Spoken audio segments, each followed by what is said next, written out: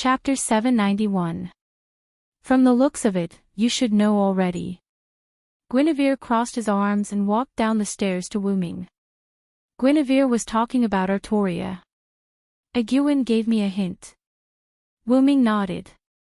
Then, Wuming showed a helpless smile. By the way, did you know from the beginning? Guinevere shook his head. After you came to the holy city and left, the king talked to me a lot. I only knew then. Guinevere extended his hands. Although Wuming was wearing armor, Guinevere didn't wear a helmet, so Guinevere touched Wuming's cheek. Wuming didn't reject Guinevere's overdone action as he enjoyed Guinevere's touch. As expected, I can't win against the king no matter what I do. Guinevere touched Wuming's face and showed a bitter smile. Although the smile was uglier than crying, sorry, Lia is above you. Wuming's eyes were calm as he spoke the truth without hiding anything. It wasn't irresponsible. On the contrary, it was the most responsible thing to do in Guinevere's opinion. I know, that's why I can't win against the king no matter what. Guinevere raised his head and tried his best not to cry. Guinevere's love for Wuming was no less than the others. Whether it was falling into Morgan Le Fay's trap in the end, or descending as a berserker because of his obsession with Wuming, it was obvious that Guinevere had feelings for Wuming. But Wuming smiled. I didn't say that I would give up on you if I chose Lia, Miss Guinevere. Wuming touched Guinevere's cheek and wiped away the tears at the corner of Guinevere's eyes with a proud smile. This isn't Britain. I can't do whatever I want. I won't spare either you or Lia. Wuming's domineering and gentle words stunned Guinevere for a moment. When he reacted, Guinevere smiled. Really, Sir Villo is really overbearing. She rubbed Wuming's hand, but because of the gauntlet, it didn't feel very good. I'll be waiting for you, Mr. Villo. After Guinevere finished speaking, he leaned into Wuming's embrace, stood on his tiptoes, and wrapped his hands around Wuming's neck before gently kissing him. Guinevere looked at Wuming with eyes full of love, and then gently closed his eyes. Although Wuming was a little surprised, he immediately reacted and hugged Guinevere. He closed his eyes and enjoyed this moment of peace. After a brief kiss, the two of them separated their heads from each other. Because Wuming sucked it clean, he didn't pull the thread or anything like that. Cough cough, really, Sir Villo, I didn't expect you to be so skilled. Guinevere's cheeks were slightly red as he lay in Wuming's embrace with love in his eyes. Wuming was not a newbie, but Guinevere's movements were still immature, but he was still quite skilled. I've practiced before, but what's wrong with you? Wuming deliberately pretended to be angry. This time, Guinevere was truly frightened. Sir Villo. I didn't practice with anyone else. It's just that sometimes when I look in the mirror. Guinevere covered his mouth and blushed. It's just a joke. I'll say it again, I'll always believe you. Wuming patted Guinevere's head and apologized. Although it was just a joke, Wuming was quite proud that he got Guinevere to talk. Sir Villo, you're so... Guinevere lowered his head. But it was time to end this. When he looked up again, Guinevere's cheeks were still blushing. Sir Villo, this is the kiss I promised you. I'll always be waiting for you. Aha, it's a promise. In front of the three-pointed Hermes in the Atlas courtyard. Holmes explained a lot, but Gadotzi didn't understand the three-pointed Hermes at all. After all, Gadotzi's magic theory wasn't enough. So Holmes gave a rather simple explanation of Goo Goo. In the end, Da Vinci summarized it with one sentence. Simply put, it's a world-class encyclopedia that answers all questions. I see, it's a bit like the internet on a computer. Gadotzi clenched her left fist and punched her right hand. Senior's analogy is very apt. Matthew said awkwardly. As long as you understand. Holmes took a puff from his pipe and smiled. Just like a detective, there were many mysterious events that couldn't be understood. But those weren't important. As long as there were completely reliable clues and logical reasoning, the famous detective could find the murderer. It was as simple as 1 + 1 is equal to 2. Although sometimes it was equal to 3, all in all, as long as you understand.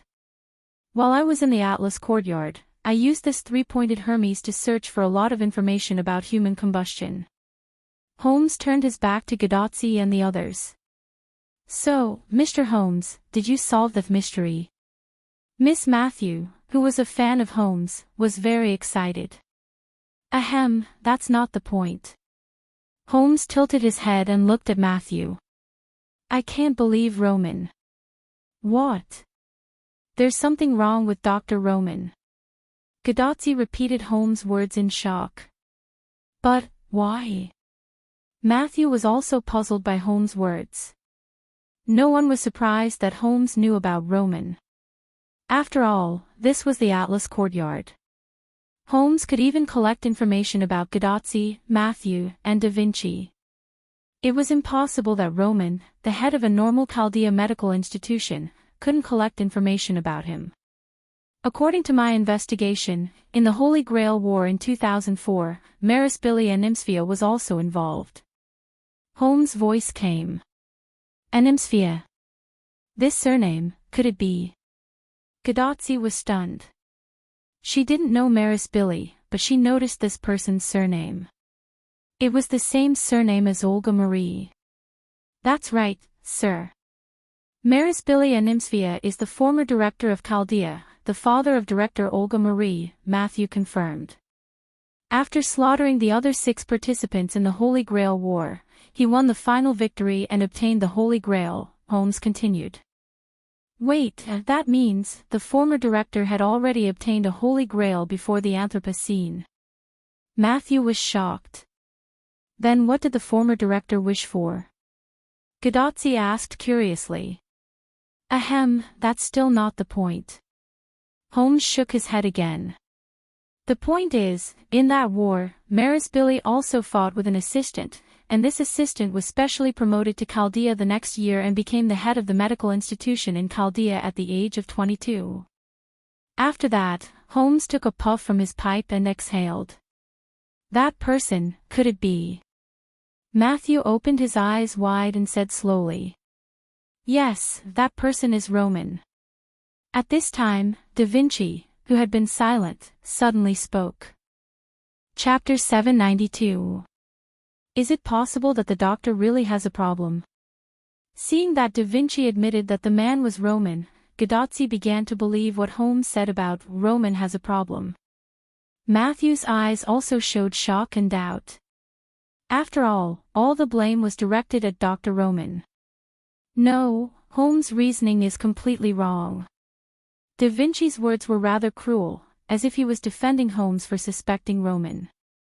This made Holmes shrug his shoulders helplessly and take a puff from his pipe. Then, Da Vinci looked at Gadotsi and Matthew. Tachika, Matthew, I can only tell you that although Roman has his own secrets, he is absolutely not a problem. You have to remember this. Da Vinci's sapphire-like eyes were full of seriousness. Being looked at by these serious eyes, Gadotsi and Matthew's body could not help but tighten. Immediately, Gadotsi immediately reacted. Yes. Da Vinci. I'll remember it. Gadotsi stood up straight and answered Leonardo da Vinci seriously. I also remember, Da Vinci. I'm sorry that we have doubts about Dr. Roman. Matthew was quite guilty, and his small head could not help but lower. Don't feel guilty, Matthew, all of this is related to Holmes' reasoning error. If you want to blame someone, blame him. Da Vinci said the most terrible words with the most beautiful face. Ha ha ha, I really appreciate that. For Da Vinci's joke, Holmes was also very cooperative. Of course, he did not care. With Da Vinci's guarantee, then I will temporarily put Dr. Roman on the alibi list. After all, with the three-pointed Hermes, Holmes also knew that as one of the first servants to appear in Chaldea, Da Vinci was a founding father level figure. Since there was Da Vinci's guarantee, it was not impossible to believe Roman for the time being. However, Roman was still under Holmes' suspicion. After all, Holmes had said, for now. "Oh, right." Gadotzi suddenly shouted. "Mr. Holmes, can this three-pointed Hermes help us find the location of the Sun King?" Gadotzi suddenly had an idea. After all, their purpose in coming to the desert this time was not to look for the Atras Academy, but to conquer the Sun King. After all, Sherlock Holmes had said that apart from a certain existence that could not be recorded by the three-pointed Hermes, everything in this world was recorded by the three-pointed Hermes. In that case, it should be possible to get Holmes to help find out where the Sun King was. "Don't worry about that. Someone will take you to the Sun King later." Holmes laughed heartily. "Will someone take us there?" Gadotzi didn't understand. She couldn't imagine who would take them to the Sun King. "Well, it's time for you to go." Holmes didn't continue to explain to Gadotzi and started to drive them away. "Mr. Holmes, are you not going to come with us?" Matthew opened his big eyes and looked puzzled. According to the past practice, new friendly servants should act together with them. "I won't. I still have some things to do here." Holmes refused. Since Holmes said so, Gadotzi and others couldn't say anything more. After looking at Da Vinci, who nodded in agreement, Gadotzi, Matthew, and Da Vinci left and returned to the entrance of Atras Academy. After Gadotzi and others left, Holmes took a puff from his pipe and puffed out the smoke in his mouth. "So, let's start a new round of reasoning, my friend."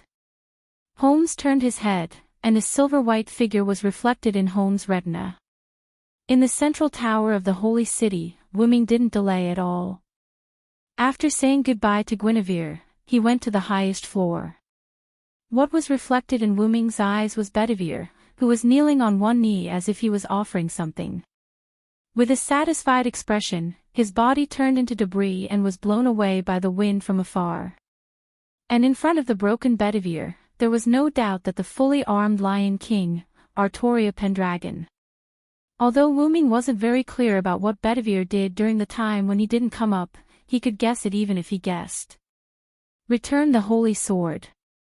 Only by returning the Holy Sword, Bedivere, who had lost his obsession, would his body, which had lived for thousands of years, collapse.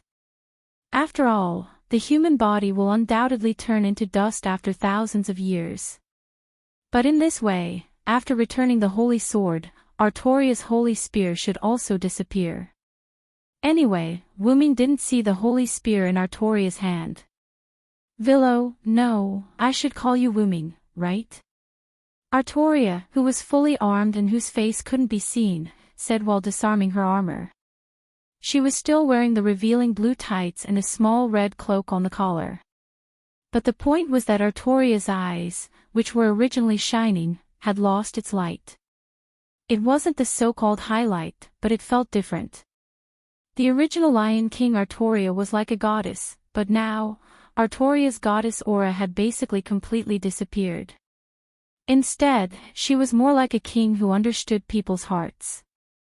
Well, she understood people's hearts in all aspects. Well, yeah, I'm sorry. For Artoria to be able to say Wuming's name, Wuming wasn't surprised at all. Although it was a long time ago, Wuming still remembered that Wuming once told Artoria his name. Artoria didn't react to Wuming's apology. After all, she had grown up and was no longer the little girl who didn't understand people's hearts. "I don't accept your apology," Artoria said righteously and frankly. Well. Wuming was speechless, but it was also within Wuming's expectations. It wasn't that Artoria didn't accept Wuming's apology, but because Wuming was prepared for any response from Artoria, whether positive or negative. After all, no matter if she was a girl or a queen, as long as she was a woman, her thoughts and actions were not something you could understand in a short time. "I'm sorry, I'll let you do whatever you want, but please let me know before I die," Wuming said as he walked toward Artoria. "The plan you prepared, is it really for me?" However, Artoria was thinking about Peach. Of course not. Chapter 793. Wuming didn't know what to say for a while. I'm doing this for the sake of the humans. But I summoned the Knights of the Round Table to see if I could find you, Artorias said without changing her expression. As expected of the Queen. But why did I hear from Guinevere that you summoned her here to look for me? Before they came up, Guinevere briefly explained the situation to Wuming when he was cuddling with Guinevere. Because Guinevere was obsessed with Wuming, Guinevere, as a berserker, had the ability to search for Wuming. It was called a Wuming radar. Artoria wanted to use this ability of Guinevere's to summon Guinevere. Otherwise, why would Artoria bring the useless queen here? To be a pretty vase. Artoria said that looking in the mirror every day was enough. Artoria didn't say anything. She just closed her eyes. Then, Artoria opened her eyes and stared at Wuming with her amber eyes. She is talking nonsense, said Artoria, who was talking nonsense with a straight face. Ignoring Artoria's words, Wuming continued. Guinevere also told me that you sleep every day to vent your longing for me. You try to relieve your longing with dreams. After Wuming said that, Artoria's face blushed. She looked like a girl whose secret was exposed. I'm kidding. Wuming showed a mischievous smile. Guinevere didn't tell Wuming this. After all, Guinevere wasn't a roundworm in Artoria's stomach. How could he know a secret that Artoria didn't tell him? Wuming's words made Artoria speechless. If it was the younger me, I'd probably be mad at you right now, Artoria said with nostalgia. Of course, Artoria was referring to the younger me before she became a queen. Maybe I won't be mad at you like a little girl anymore. As a queen, she had to look at the big picture. No matter what, as a queen, she had to be steady and reliable. Artoria, who wanted to become an ideal queen, had already met her ideal requirements. So what? Wuming didn't think there was anything wrong with Artoria like this. As long as we love each other, nothing is a problem. Walking in front of Artoria, Wuming put on his most perfect smile. Artoria also smiled. Artoria, with the corners of her mouth slightly raised, looked quite handsome and beautiful at this moment. As expected, you can only be my queen. Guinevere had no choice but to step aside. Artoria said as she grabbed Wuming's armor by the collar and pulled him in front of her. Wait. Wait a minute, Leah, you. Staring at Artoria who was about to kiss him and savor her sweet scent, Wuming blushed for the first time. As a queen, I don't care about small things. I want to admit that I miss you, because I want you to be my queen. Artoria said in a domineering tone. Wuming was stunned. No, but... Wuming was at a loss for words. He did not know what to say. Normally, such words would be said by a man like him. As expected of a queen, it's useless to say more. This is a punishment for not being on my side. It's also compensation for missing you, Artoria said as she kissed Wuming. Wuming was stunned because he was kissed by force. But he immediately reacted. After all, he had to take the initiative for this kind of thing. He took off the armor and hugged Artoria. Wuming began a new enjoyment. However, before the two could go deeper, a terrifying lightning strike was launched from a distance. The target was the location of Wuming and Artoria, the tallest holy tower in the holy city. A violent explosion occurred. Boom! In a desert pit, at the entrance of the Atlas courtyard. Hassan and cursed wrist Hassan paced back and forth uneasily. Quiet Hassan was quietly squatting in the corner, but the anxiety in his eyes was no less than the other two Hassans. Arash, on the other hand, came to the sandpit rather calmly and carefully investigated the situation nearby. After a round of investigation, Arash walked down the sandpit and began to rest. It was a shift change. Because there was no need for everyone to investigate together, they agreed to do it one by one so that the other servants could also rest. "What's wrong, everyone? Are you still worried?" Arash saw the look on Hassan's faces and said in a cheerful tone, trying to pull everyone out of their depression. "Well, after all, that Holmes is very suspicious." Cursed wrist Hassan stood up, and then it was his turn to investigate the surroundings. Master Chaldea, they just went in with him. It was a reckless move. Hassan's tone was a bit harsh. Wasn't that right? He was worried about their safety, so he followed them. In the end, he was rejected. Anyone would probably be angry. But Master Tachika and the others seemed to trust that Wu Ming quite a bit. Because the other party had a good relationship with Wu Ming, he was also respected by Quiet Hassan. "Well, Miss Da Vinci and Miss Matthew are very reliable servants. They will be fine." Arash comforted everyone. "I hope so." Cursed wrist Hassan said, jumped into the sandpit, and began to investigate. Hassan and Quiet Hassan did not speak again. Although Arash did not know these two, he also knew that these two did not like to talk, so he sat down and rested. Just then, the door of the Atlas courtyard opened. Gadotzi, Matthew, and Da Vinci drove out in 2 trucks with messy things.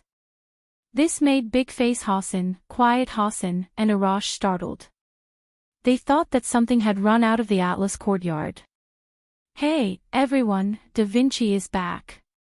Da Vinci, who was in charge of driving, said in a lively tone. Gadotzi and Matthew, who were sitting behind Da Vinci, smiled awkwardly. This car was temporarily put together by Da Vinci with the fragments of the alchemy creations on the way back. The purpose was naturally to collect the alchemy creations that Da Vinci was interested in along the way. Because Da Vinci used wood and minerals to make cars, Gadotzi and Matthew were not surprised that Da Vinci could make a car. "What are you guys doing?" Arash looked at the messy things on the car and was a little puzzled. "Ah. Da Vinci wanted to pick them up personally, we couldn't help it." Gadotzi scratched the back of her head. This was also why they were so slow. It did not take much time to fight all the way back, but on the way back, they had to pick up garbage and wait for Da Vinci to make a car. That was why they were delayed for so long. "It's good that nothing happened. Did Holmes do anything to you?" Hassan asked worriedly. No, Mr. Holmes just gave us a tour of the Atras court." Mashu smiled. It was better to hide the things that Holmes told them about the burning of humanity. "It's good that you are fine." Quiet Hassan nodded. At this time, Cursed Wrist Hassan suddenly rushed down. "Not good, we are surrounded." Chapter 794. What? Whether it was Hassan, Arash, Gadotzi, or Matthew, everyone was shocked. "We're surrounded." Da Vinci did not panic. Instead, he sat in the car and thought about something. "Mr. Cursed Wrist Hassan, did you see who the enemy is?" After getting out of the car, Matthew immediately asked Cursed Wrist Hassan, who had just gone to investigate. "They're from the Holy City. The leader is the Knight of the Round Table, Lancelot," Cursed Wrist Hassan said in a heavy tone. Hassan had dealt with the Knights of the Round Table for a long time and naturally knew them. However, it was because of this that Cursed Wrist Hassan's tone was heavy. Lancelot is known as the strongest person below the British Silver Dragon. It is said that other than the British Silver Dragon Villo, no one among the Knights of the Round Table can defeat him. Even Gawain, who was favored by the sun, was defeated by Lancelot in the mythical history records. Lancelot. Matthew was a little stunned, as if he was thinking about something. "Are you okay, Matthew?" Gadotzi, who got out of the car with Matthew, held Matthew's hand and asked with concern. "I'm fine, Senior. After all, that knight Lancelot is Mr. Galahad's father. I'm about to face Mr. Lancelot. I feel a little strange." Matthew explained the reason with a strange expression. "Don't worry, Matthew. Even if your father comes, I'll be by your side to support you.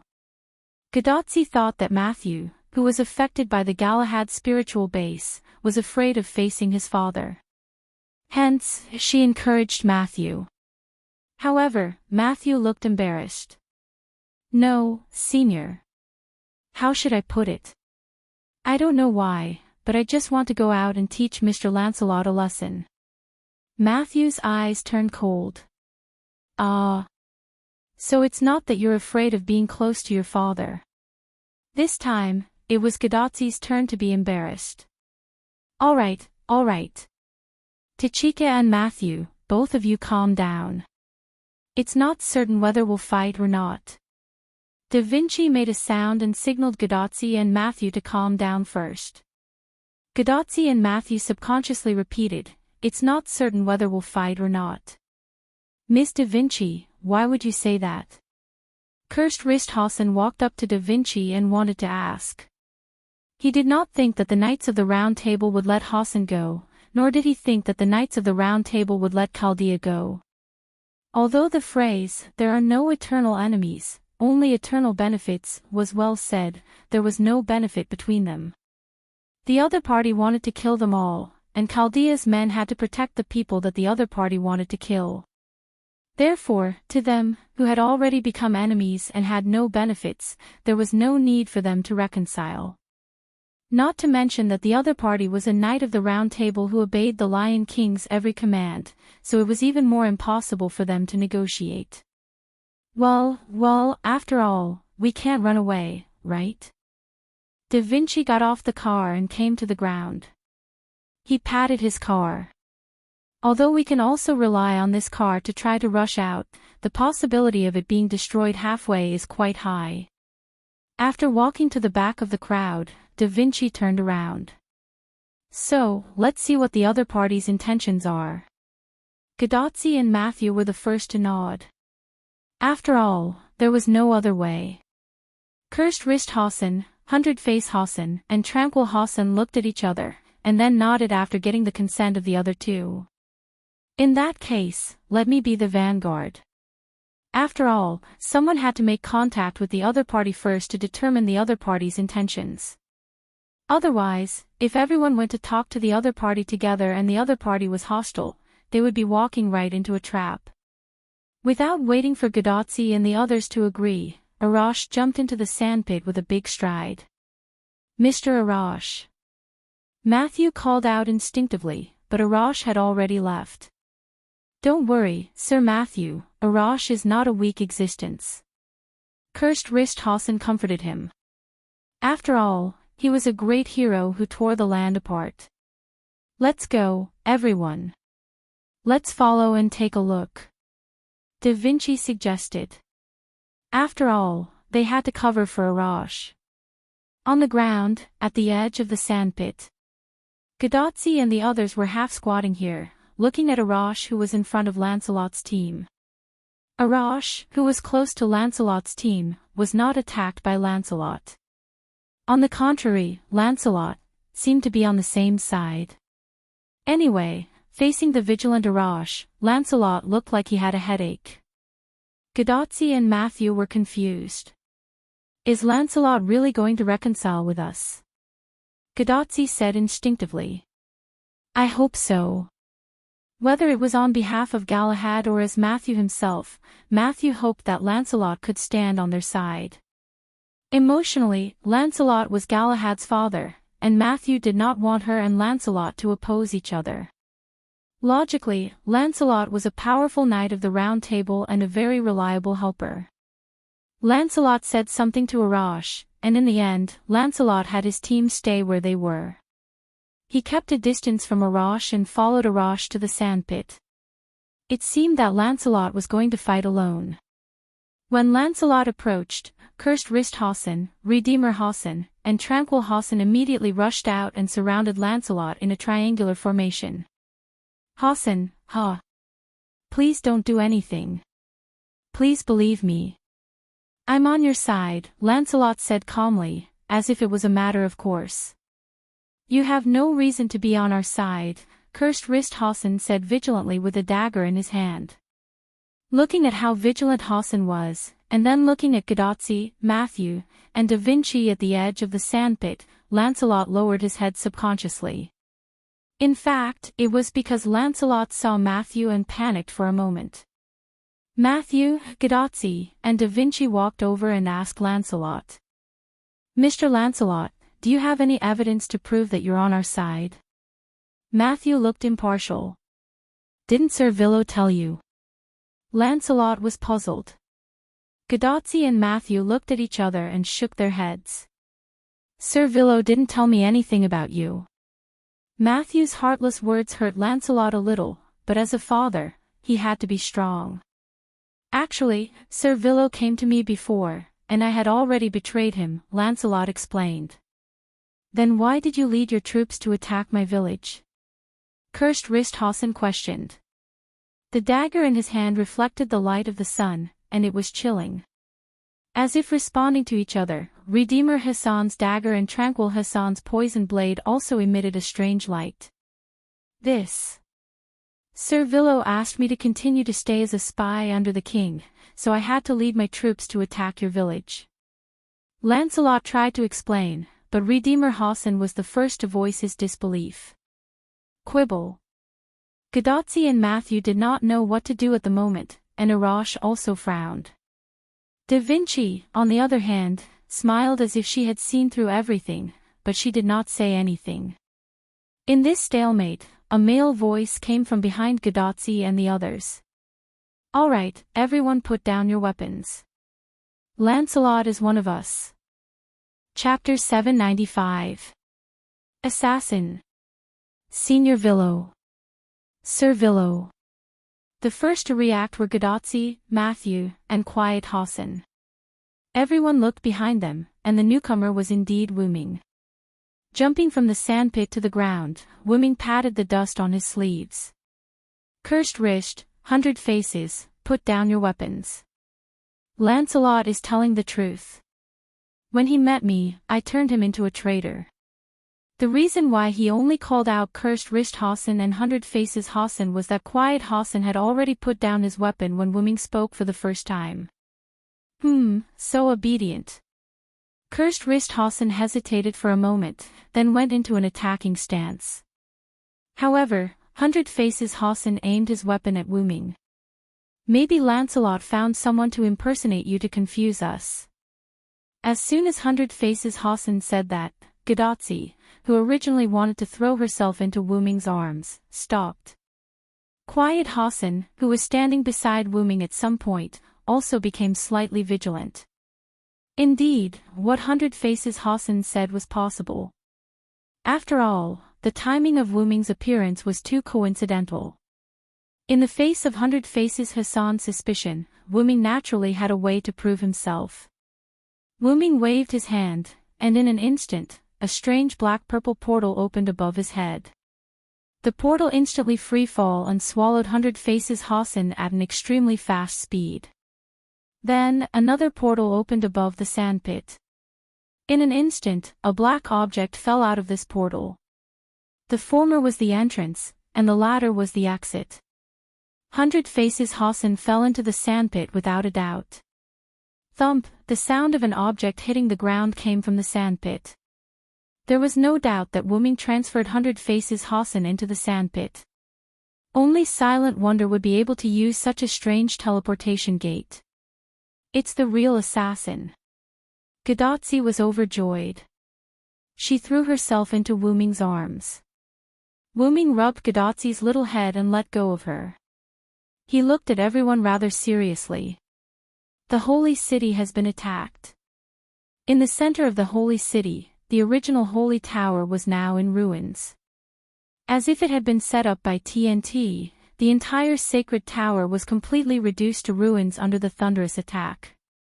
Not only the holy tower, but the entire holy city was also affected. Houses collapsed, the ground was destroyed, and trees were burning as if they had experienced a natural disaster. From this, it could be seen how terrifying the lightning that struck the holy city was. In the ruins, a burst of mana suddenly burst out, scattering the ruins and wreckage. Wuming held Artoria in his left hand and Guinevere in his right.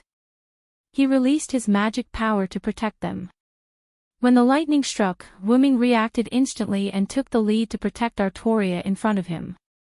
Then, Wuming opened a portal at lightning speed and came to Guinevere's side on the lower floor of the Holy Tower. He rescued Guinevere, who was almost knocked out. As for how to avoid the damage caused by the explosion, Wuming took advantage of the gap after entering the portal and not coming out. To be honest, if not for Wuming's quick reaction, Guinevere would have returned to the Martyr's Palace with the Holy Tower. "Are you okay?" Wuming looked at Guinevere with concern. "Master Villo. I'm fine." Although Guinevere was indeed fine, he was definitely shocked. Being suddenly attacked by a missile and only knowing after being hit, plus being at the scene, anyone would be shocked. "Looks like it's the Sun King's doing." Out of Wuming's arms, Artoria looked calmly to the west. All right, Artoria was a king, and a king would not be scared. The attack just now came from the west where the Sun King was. Then Artoria frowned and stared at Wuming and Guinevere. "How much longer do you want to hug me?" Wuming's mouth twitched as he let go of Guinevere's waist. But Guinevere had no intention of letting go. "Ah, Master Villo, I'm so scared." Guinevere, who had his arms around Wuming's neck, leaned into Wuming's arms and rubbed against Wuming's chest. "Ah." Wuming did not know if Guinevere was faking it or was really scared, but Wuming knew one thing. That was, the veins on Artoria's forehead were popping. But Wuming could not push Guinevere away. After all, if he pushed away a cute girl who threw herself at him, he would not be a man. So, Wuming immediately changed the topic. "So, after losing the Holy Spear, the entire Holy City has become ordinary." Artoria nodded matter-of-factly. After all, it was the Holy Spear that supported the defense of the Holy City. After Bedivere returned the Holy Sword to me, Lungaminiad disappeared. It was like dripping ink into water and the water would be assimilated by the ink. It was an irreversible process. But the defense of the Holy City was supported by the Holy Spear. Without the Holy Spear, the Holy City naturally became an ordinary city. The Holy Tower, which was the incarnation of the Holy Spear, also became an ordinary tower after the Holy Spear disappeared. The Sun King really knows how to take advantage of opportunities. Artoria looked in the direction of the Sun King expressionlessly, but the anger in her voice could not be concealed. Anyone would be angry if they were hit while they were down. "He might not be the Sun King anymore," Wuming suddenly said. "What do you mean?" Artoria turned her head and looked at Wuming expressionlessly. Then, Wuming told Artoria his deduction. After thinking for a few seconds, Artoria nodded. "That is indeed a possibility. No wonder the Sun King put aside his pride to cooperate with me." Then, Artoria reached out her hand and grasped the air. An invisible weapon appeared in Artoria's hand. It was the holy sword that withstood the wind enchantment, Excalibur. "How dare you trick me? Even without the Holy Spear, the dignity of the Lion King cannot be violated." Artoria glanced at Guinevere, who was still lying in Wuming's arms, and said to Wuming, "You should be able to use the teleportation ability that I don't know about, right?" Hearing Artoria's words, Wuming understood what she meant. "Of course." Wuming gave Artoria a reliable smile. "My plan is ruined, but we must continue to save people. Therefore, the person who possessed the Sun King must be dealt with." Logically speaking, after Artoria's Holy Spear disappeared, the singularity without the support of the Holy Grail and Holy Spear should have begun to repair itself. However, it did not. Without a doubt, this was the work of the Sun King. "As you wish, my king." Of course, Artoria's proactive explanation might also be a bit arrogant. However, Artoria sprayed it all over Wuming's face. "Then why are you still hugging my queen? Let's go." Looking at the angry Artoria and the unhappy Guinevere in his arms, Wu-Ming smiled awkwardly. Well, there was also a bit of jealousy. Chapter 796. The one who was most concerned about the attack on the holy city had to be Lancelot. Sir Villo. Weren't you the one who attacked the holy city? Lancelot was quite puzzled and spoke carefully, afraid to embarrass Wu-Ming. However, since Lancelot spoke, he would definitely embarrass Wu-Ming. Wu-Ming coughed awkwardly and then began to explain.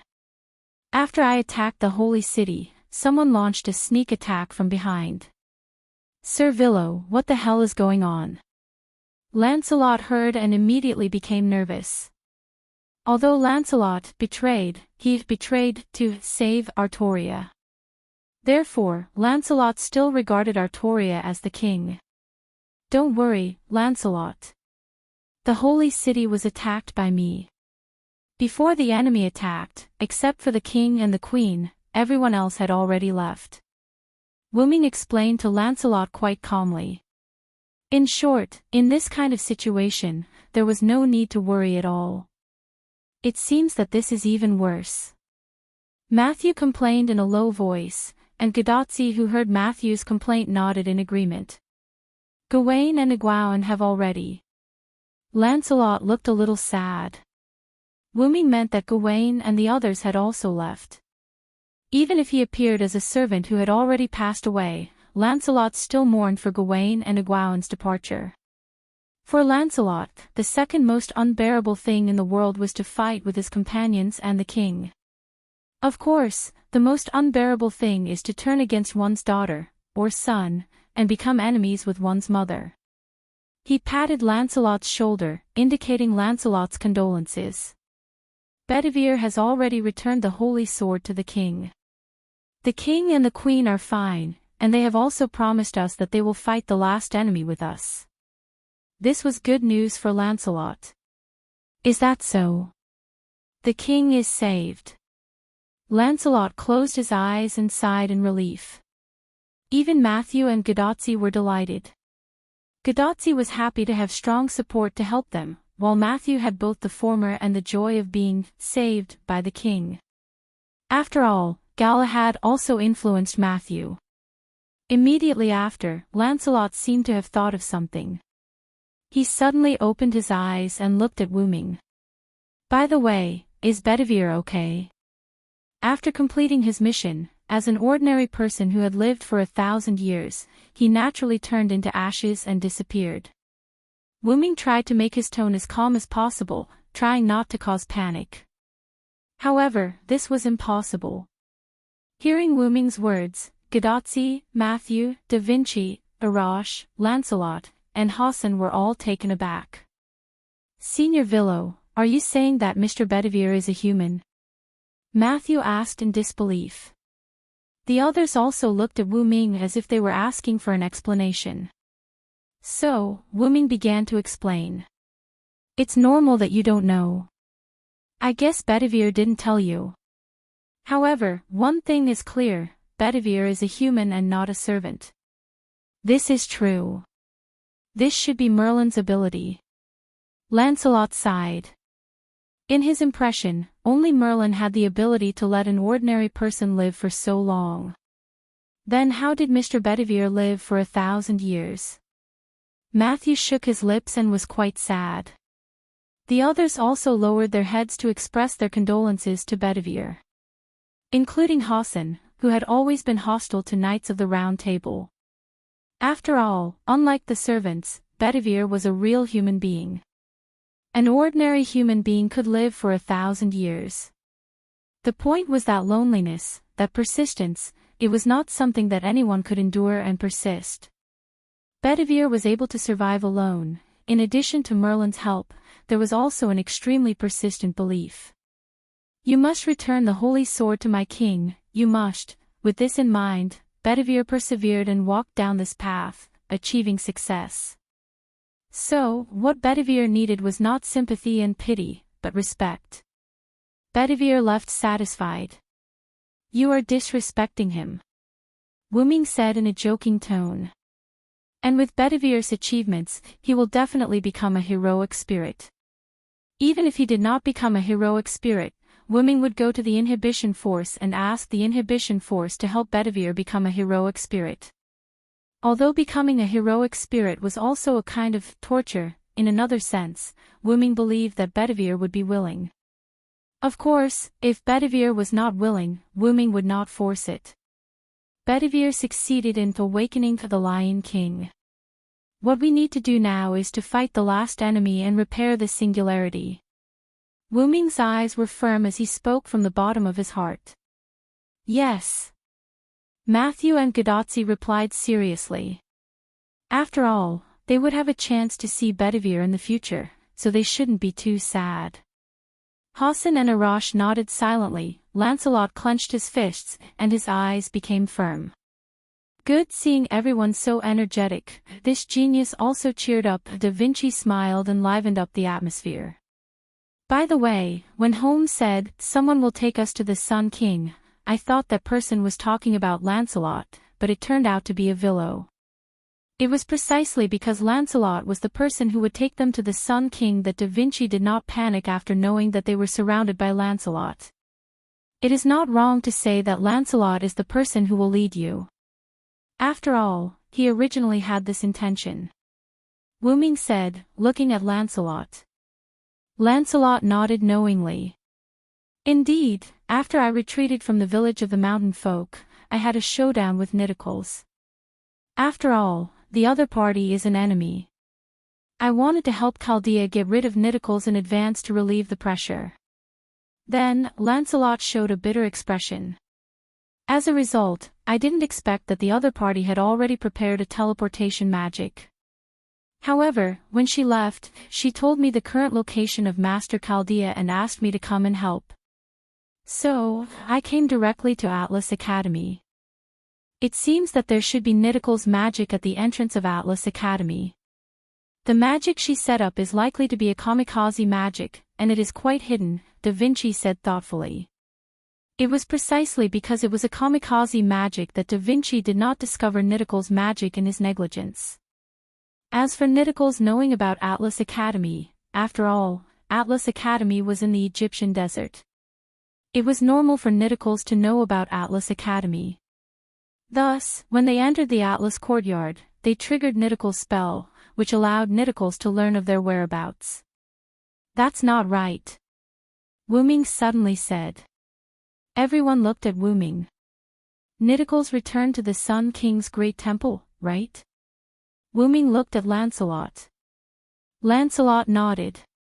It should be so. After all, she is one of the Sun King's people. But the Sun King, he might not be the Sun King anymore. Gadotsi said in a heavy tone. Then, Matthew showed a worried expression. Miss Nidicles is in danger. Chapter 797. 5 kilometers away from the great shrine of Ramses II, a dark purple ripple appeared out of thin air.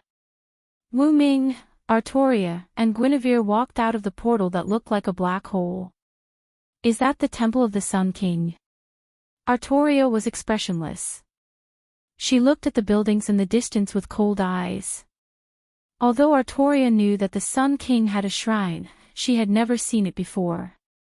Ramses II was the same.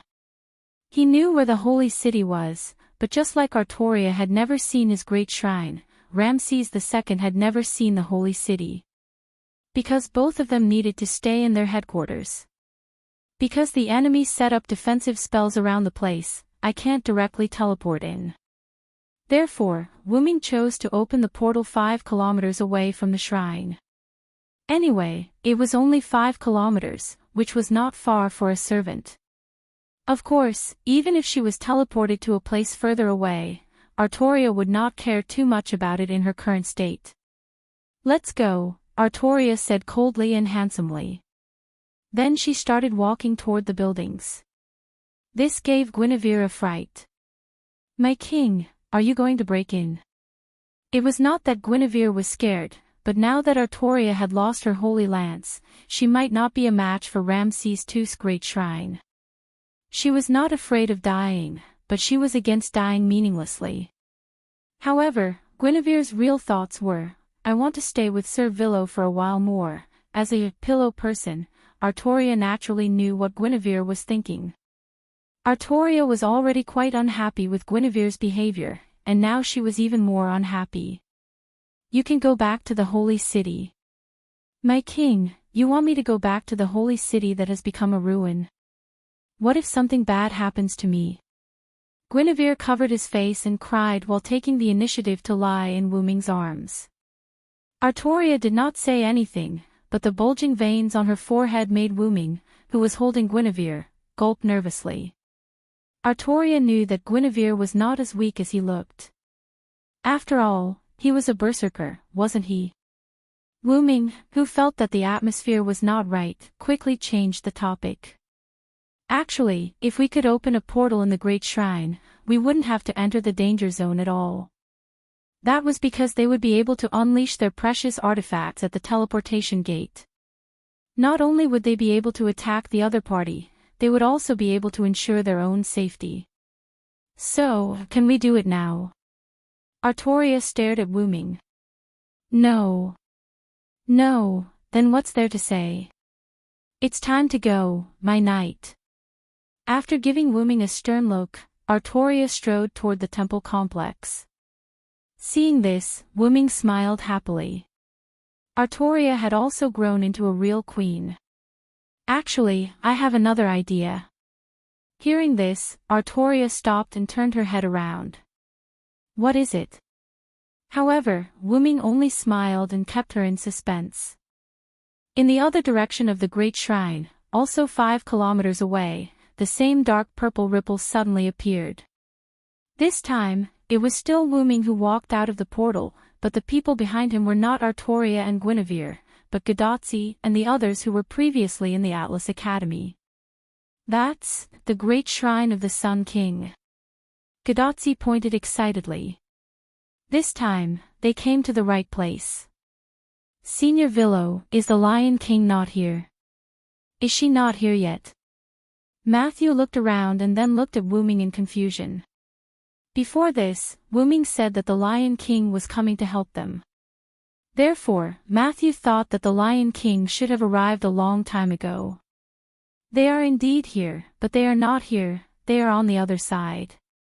After explaining, Wu Ming looked around to make sure that everyone had come out of the portal, then Wu Ming closed the portal. Now, let's start attacking the Great Shrine.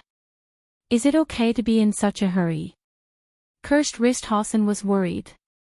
Of course, it's okay because we are not the main attackers. Wu Ming smiled slightly.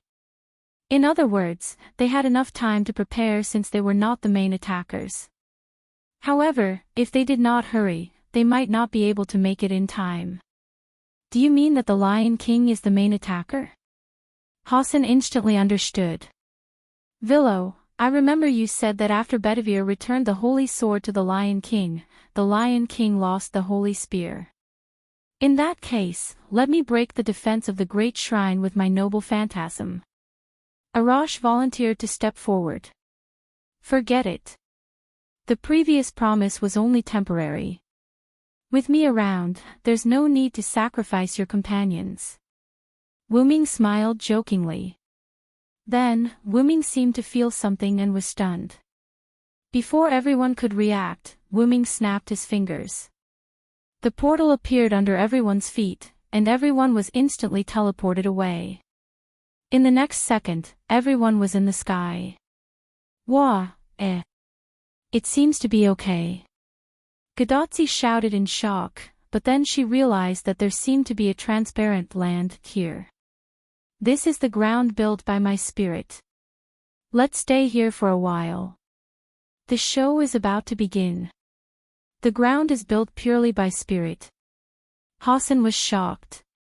How strong must one's spirit be to build a ground that could withstand 8 people? It is indeed built purely by spirit. Da Vinci squatted down and studied it with interest. Da Vinci, don't mess around. If something goes wrong, we will all fall. Gadotsi swallowed her saliva. Even if it was the ground, it was transparent. Looking at this height, they would definitely become meat paste if they fell. Although Matthew was a little nervous, she was constantly adapting. Matthew even felt a little excited now. Then, Matthew asked, "Senior Villo, what do you mean by good show?" Matthew's focus was different from others. She noticed the good show that Wu Ming mentioned. Wu Ming, who was about to answer Matthew, was stunned again, and then said, "It's now." Boom! A sound like a stormy sea came from the ground to the sky where Gadotsi and the others were. Everyone looked down subconsciously. With a glance, everyone could not help but widen their eyes. It was not a stormy sea, but a real stormy sea. The water that came out of nowhere. Or rather, the torrential flood that came out of nowhere was rushing toward the grand shrine at an extremely fast speed. Not only that, several attentive people, such as Matthew, Hassan, and Arash, also noticed that it was not only the desert below them that had a flood. If one looked at the grand shrine complex as the center, they would find that the torrential flood came out of nowhere in all directions around the grand shrine. And there was only one direction of the flood, which was the grand shrine complex of Ramses II. It was so similar, God's punishment. Cursed wrist, Hassan said bitterly. That was right, it was the God's punishment flood. Now, the flood seemed to be controlled by God. It completely surrounded Ramses II's grand shrine. Cursed wrist Hassan now knew why Wu Ming did not let them go first. It was because this was a battle that exceeded their limits. Chapter 798. On the other side, Wu Ming led Artoria and Guinevere to stand on the ground created by his spirit power. The golden color in his eyes, which represented his sorcerer's form, had receded, and his eyes returned to their original red color. God says, humans are sinful. God says, the world needs to be purified. Thus, the flood is given to me. In the name of the Supreme King, I will grant the world equal relief. There was another way that Wu Ming told Artoria, and that was to use the sixth of Wu Ming's 12 forms, the flood. Like a divine punishment, the waves could crush everything. Half of the desert was turned into an ocean. Sand was tossed up and down in the ocean, making it look like a moving sea of sand. Guinevere was already dumbfounded by Wu Ming's display of such a terrifying attack. I didn't expect you to still have such an ability. Artoria was impressed by Wu Ming's ability. There was no doubt that he had reached the level of a god. The praise from Artoria, who used to be the goddess Lungominiad, was the best proof of that. This is the power of a god that I obtained after killing a god. It's one of my trump cards. Wu Ming told Artoria the source of his power without hiding anything. I knew it was a trump card, but I didn't expect it to be one of your trump cards. Artoria was surprised. One of them meant that Wu Ming had other tricks that were comparable to this divine punishment. Villo, you're so strong. Guinevere jumped into Wu Ming's arms happily. Guinevere was happy that the person he loved was so strong. Of course, being able to jump into Wu Ming's arms was what Guinevere cared about the most. The veins on Artoria's face bulged again. She resisted the urge to attack and looked at the grand shrine. Is that so? But you should know that the Sun King's temple is not something that can be destroyed that easily. When the torrential flood approached the edge of the great shrine complex, it was as if it had hit an invisible wall and was unable to move an inch forward. That should be the defense mechanism of the temple. After thinking about it carefully, the manifestation of the flood was not about how much damage it could cause. It was about the wide range of impact and the ability to crush enemies caught in the flood. Therefore, it was reasonable that the flood could not break the defense of the temple. Of course, I didn't rely on this power to break the defense of the temple. Wu Ming was right. From the beginning, he did not expect the flood to break the defense of Ramses II. As someone who also had a temple, Wu Ming naturally knew the power of the temple. As the master of the temple, not only could he make himself invincible in the temple, but he also could attack the temple. Even if the temple was attacked from the outside, the temple, was not something that could be easily broken. Combining offense and defense wasn't just for show. Lightning. Lightning. Lightning. I am the conqueror who can defeat 1,000 with 100, 10,000 with 1,000, and 10,000 with 10,000. Now, for me, who is standing on the side of justice, please shine brightly and bestow me with divine power. Without any hesitation, Wu Ming quickly chanted the words, and arcs of electricity appeared on his body. Wu Ming reached out a hand and pointed in the direction of the temple. I am the one who will crush all the enemies and hostility of humans and demons. After that, Wu Ming clenched his fist, and the entire sea of sand turned into a sea of lightning. On the other side of the sky, Gadotsi and the others were still immersed in the stormy waves of divine punishment. As expected, Senior Villo is so strong. Matthew even had the feeling that even if he used his noble artifact, he might not be able to withstand the stormy waves. It had to be said that ever since Matthew met Wu Ming, he always had such an illusion. Don't always think so much, you have to believe in yourself. Wu Ming suddenly rubbed Matthew's little head.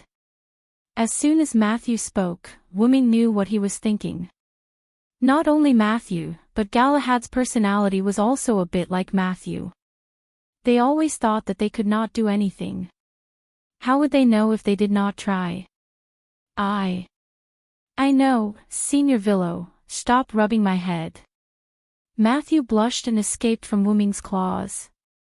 He hid behind Gadotsi and tidied up his hair that was messed up by Wu Ming. Out of kindness, Gadotsi also helped to tidy up Matthew's hair and complained to Wu Ming. Really, assassin, don't tease Matthew anymore, she's my junior, yes, in short, don't give up easily if you haven't tried. Wu Ming perfunctorily responded to Gadotsi's complaints and then gave Wu Ming some chicken soup for the soul. Although many heroes must have told you or conveyed a similar meaning, I still have to nag. Wu Ming crossed his arms and looked straight at Matthew. Matthew, only in this way can you protect your senior in this time of danger. Matthew's heart had become a little relaxed because of his contact with too many powerful. Wu Ming had to teach him a little lesson. In fact, the most important thing was that those powerful did not endanger Matthew's senior, Gadotsi. If they did, Matthew would not relax at all. Wu Ming believed so. That was why it was a little lesson and not a lesson that must be taught. Phew, yes, I understand, Senior Villo. Matthew took a deep breath, readjusted his state, and replied seriously. Of course, if Matthew wants to experience the power of this flood, I can spare some time to help you. Wu Ming showed a mischievous smile. Please don't. Matthew shook his head violently and gulped. No one wanted to be on the edge of danger for no reason, except for those guys who wanted to find excitement. And it just so happened that Matthew was not a guy who liked to find excitement, although looking at the flood below from a high altitude was a little exciting. I really admire you guys. You can still chat in this situation. Da Vinci, who had lost interest in the ground constructed by mental power, interjected. Hassan of all faces and cursed wrist Hassan nodded wordlessly in agreement. Quiet Hassan, on the other hand, stood on Wu Ming's side like a traitor. Ha ha ha, this is the only way to show the calmness of the strong, Arash laughed. Of course, the strong he was referring to was undoubtedly Wu Ming. By the way, these floods don't seem to have broken through the defense of the Great Shrine. Although Gadotsi was a little careless, the flood had been going on for so long, she should have noticed the situation. Ramses II's noble phantasm is both offensive and defensive. It won't be broken so easily. Da Vinci, who had been inside the Great Shrine, was the most qualified to comment. Don't worry, they have already started the next step. Wu Ming said and turned to look in the direction of the Great Shrine. Gradually, there was a slight change in the sea of sand. A large number of electric arcs continued to emerge from the sea of sand, more and more, and then, it exploded instantly. Chapter 799. The electric arcs brought by the exploding thunder and lightning even touched Gadotsi and the others who were high in the sky. Standing on the ground constructed by Wu Ming's mental power, everyone could feel the electric arcs caressing their skin. Wah dash. What? What is this? Because she was an ordinary person, Gadotsi's hair stood up because of the electric arcs. He reached out and placed his hand on Gadotsi to eliminate the electric arcs on her body, then Wu Ming explained. One of the authorities I got after killing the gods. How is it? Not bad, right? Wu Ming was quite satisfied with the show his original body had put on. Ha! Assassin, your authority. But you didn't do anything. Gadotsi was stunned. Are these all the handiwork of the senior villain? Matthew thought it was the Lion King's doing. Of course, it's my handiwork. Whether it's this godlike flood or this sudden explosion of thunder and lightning, it's all the handiwork of my original body who is with the Lion King. However, Wu Ming's words stunned everyone. You mean, you're not the real villain in front of us now? Da Vinci asked simply. You can understand it that way, but I have a connection with my original body. At the current very close distance, all my feelings can be transmitted to my original body in real time, so now you're talking to the real me. After a brief explanation, Wu Ming showed a surprised expression as if he had just reacted. By the way, didn't I say before that I'm not the original body? Of course not. Gadotsi and Matthew said in disdain. Even tranquil Hassan could not help but nod. Really, are they here to fight or to play? Hassan of all faces had a headache about the current situation. I feel the same way, cursed wrist Hassan agreed. Anyway, it's all because of your teleportation portal, assassin. You sent us to the wrong place. Speaking of this, Gadotsi rolled his eyes at Wu Ming. But didn't you guys also profit from the disaster and learn a lot from Sherlock Holmes? Wu Ming smiled. Why does Senior Villo know so much? Matthew was puzzled by Wu Ming's knowledge of their whereabouts. Because after you left, I had a chat with Holmes. This was why Wu Ming came out of the sandpit at the entrance of Atlas Courtyard. I see. So, when Holmes said that someone would bring us to the great shrine of Ramses II, that person was actually you, right? Da Vinci was very sure of it through the available clues. You're right. I have to say, Holmes is indeed a detective. Just by reasoning, he guessed that I would appear in Atlas Courtyard. Wu Ming recalled the time when he asked Sherlock Holmes, who had a face full of, "You really came, why would he be so certain that he would come?" Sherlock Holmes had said this. You can't let Tachika Fujimaru ignore you after the wrong teleportation. You must pay attention to Tachika Fujimaru. This was what Wu Ming saw Holmes said with a smug look on his face.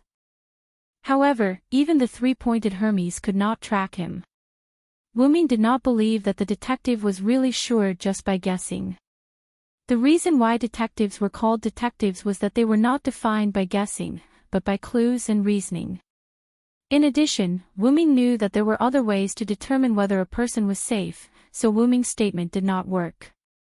Then, under Wu Ming's threat of force, Holmes told the truth. There is a problem with the command incantation on the back of Tachika Fujimaru's hand. There was no doubt that Wu Ming had discovered the special command incantation on the back of Gadotsi's hand. Look, the defense of the great shrine is broken.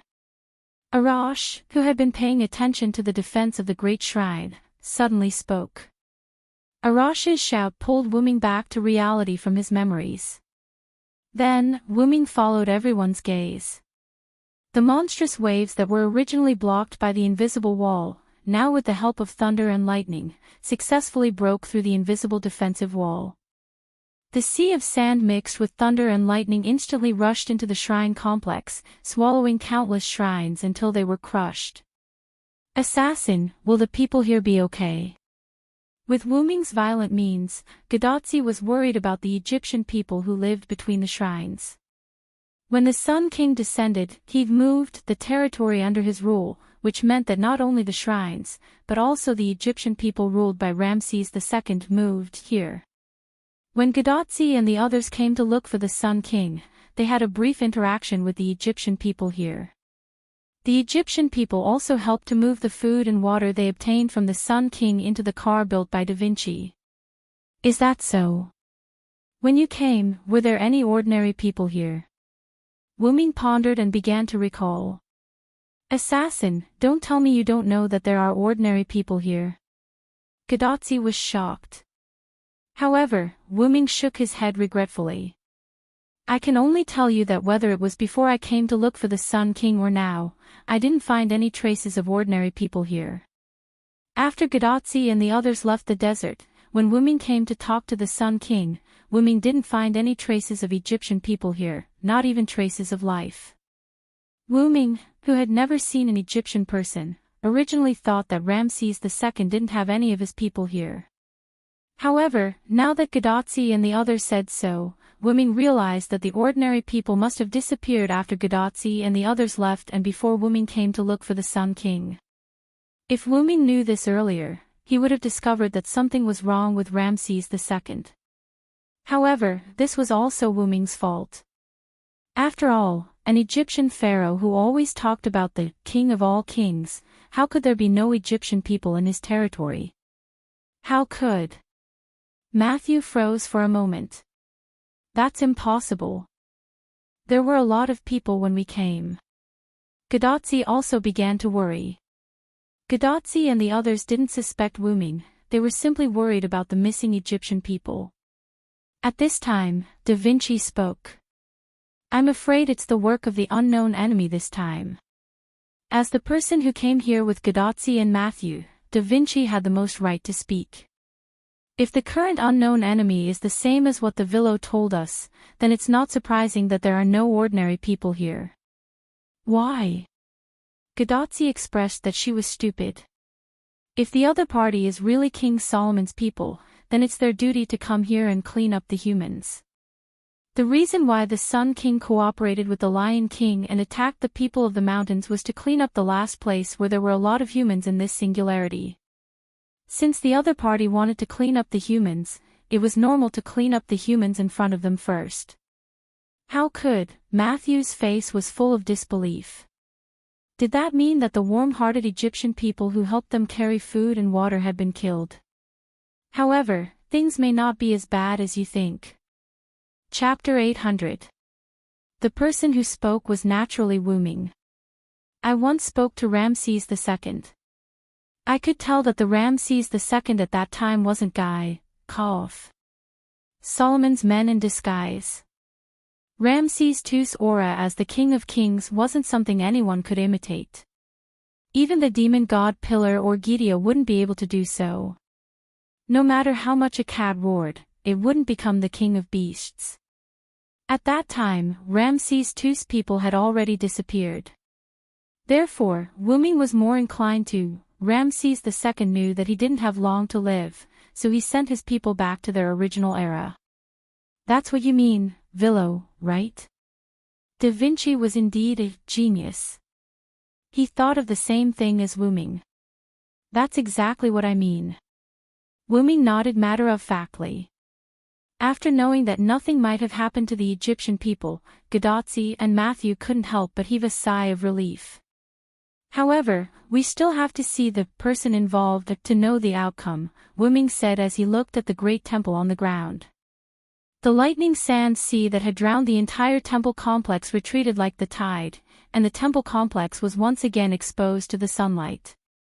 The current state of the temple complex wasn't destroyed by the lightning sand sea as everyone had imagined, but most of the buildings were already in shambles. The temple collapsed, the pyramid was damaged, the stone tablet was broken, almost none of the buildings were intact. Even the huge pyramid in the center where Ramses II was located had signs of large amounts of stone falling off from the bottom. The original desert also reappeared after the lightning sand sea retreated. Its dry appearance made it hard to imagine that it was a vast ocean just a moment ago. Everyone was shocked. This time, they were once again shocked. Wu Ming's move wasn't any weaker than the lightning sand sea from before. After all, it was easy to splash water on the bedsheets, but it wasn't easy to retrieve the water that had splashed on the bedsheets, and even restore the bedsheets to a state where they hadn't been affected by the water. It was no joke to say that spilled water couldn't be retrieved. Facts have proven that the best way to deal with enemies with the Divine Hall is to launch a powerful attack on the Divine Hall from the outside. After all, Wu Ming was also someone who owned a shrine. He was quite satisfied with the current situation caused by his attack on the Ramses II shrine. Except for the huge pyramid with Ramses II at the center, the other temples were all unusable. Although the largest pyramid could still be used, it had suffered quite a bit of damage from Wu Ming's lightning sand seas attacks. Simply put, it was still on the brink of destruction. Lancelot should be here soon, Wu Ming said as he looked into the distance. They saw a group of armored cavalry riding on warhorses galloping towards them at an extremely fast speed. Due to the trampling of the horses' hooves, a large amount of dust was created behind the group. Assassin, didn't you tell Lancelot that there would be a flood here? Gadotzi poked Wu Ming. Of course. Otherwise, how could he have cooperated with us in advance? I can't send all his troops into the sky. That would be very hard on me. Wu Ming shrugged helplessly. After all, with so many people, even if Wu Ming's mental strength was very strong, he wouldn't be able to withstand it. When he parted ways with Lancelot in the Atlas courtyard, Wu Ming told Lancelot that there would be a flood here later. When the flood receded, he could charge over and meet up with the Lion King. As for why Lancelot's troops were needed, it was because they were the last troops of the Holy City. Their purpose was naturally to deal with the enemy in front of them. Ah! A large group of Sphinx rushed out from there. Matthew saw countless Sphinx rushing out from the entrance of the central pyramid. So that's how it is. He's using human wave tactics to counter human wave tactics. Da Vinci finally understood why Silent Wonder had asked Lancelot to bring his troops over. Let's go, everyone. Let's conquer the last enemy. Yes. Everyone responded. On Wu Ming's side, after the Thunder Sand Sea retreated, Wu Ming sent himself, Artoria, and Guinevere to the ground using a portal. Lancelot was leading his troops not far away from Artoria. When he saw Wu Ming and the other two, the solemn knight stopped. Lancelot was the only one who continued to gallop toward Artoria. Your Majesty. Lancelot, who quickly dismounted, knelt on one knee. For a moment, he didn't know what to say. Lancelot believed that Artoria must have known that he had defected to Wu Ming's side. He was a traitor who had betrayed them twice. Would the king still accept him? There's no need to say more, Lancelot. I have seen your merits and demerits. However, your merits cannot offset your demerits. Therefore, you need to redeem yourself. Your Majesty, please give me your orders. Lancelot held Alandet with one hand and stabbed it into the sand. His other hand was on his knee on the ground. He lowered his head and looked like he was waiting for his orders. Kill the enemy. The crisp order and the cold tone made Lancelot excited. Yes. After accepting the order, Lancelot stood up and mounted his horse. He walked in front of the solemn knight and raised Alandet high. Looking at the Sphinx army that had begun to spread toward them, Lancelot ordered. For the king. Solemn knight. Everyone, charge. Oh. Nay. The solemn knight roared, and the warhorse under him neighed. Because the direction was wrong, the knights followed Lancelot in a circle and charged toward the Sphinx army. In an instant, the solemn knights led by Lancelot clashed with the Sphinx army like a raging fire. Let's go.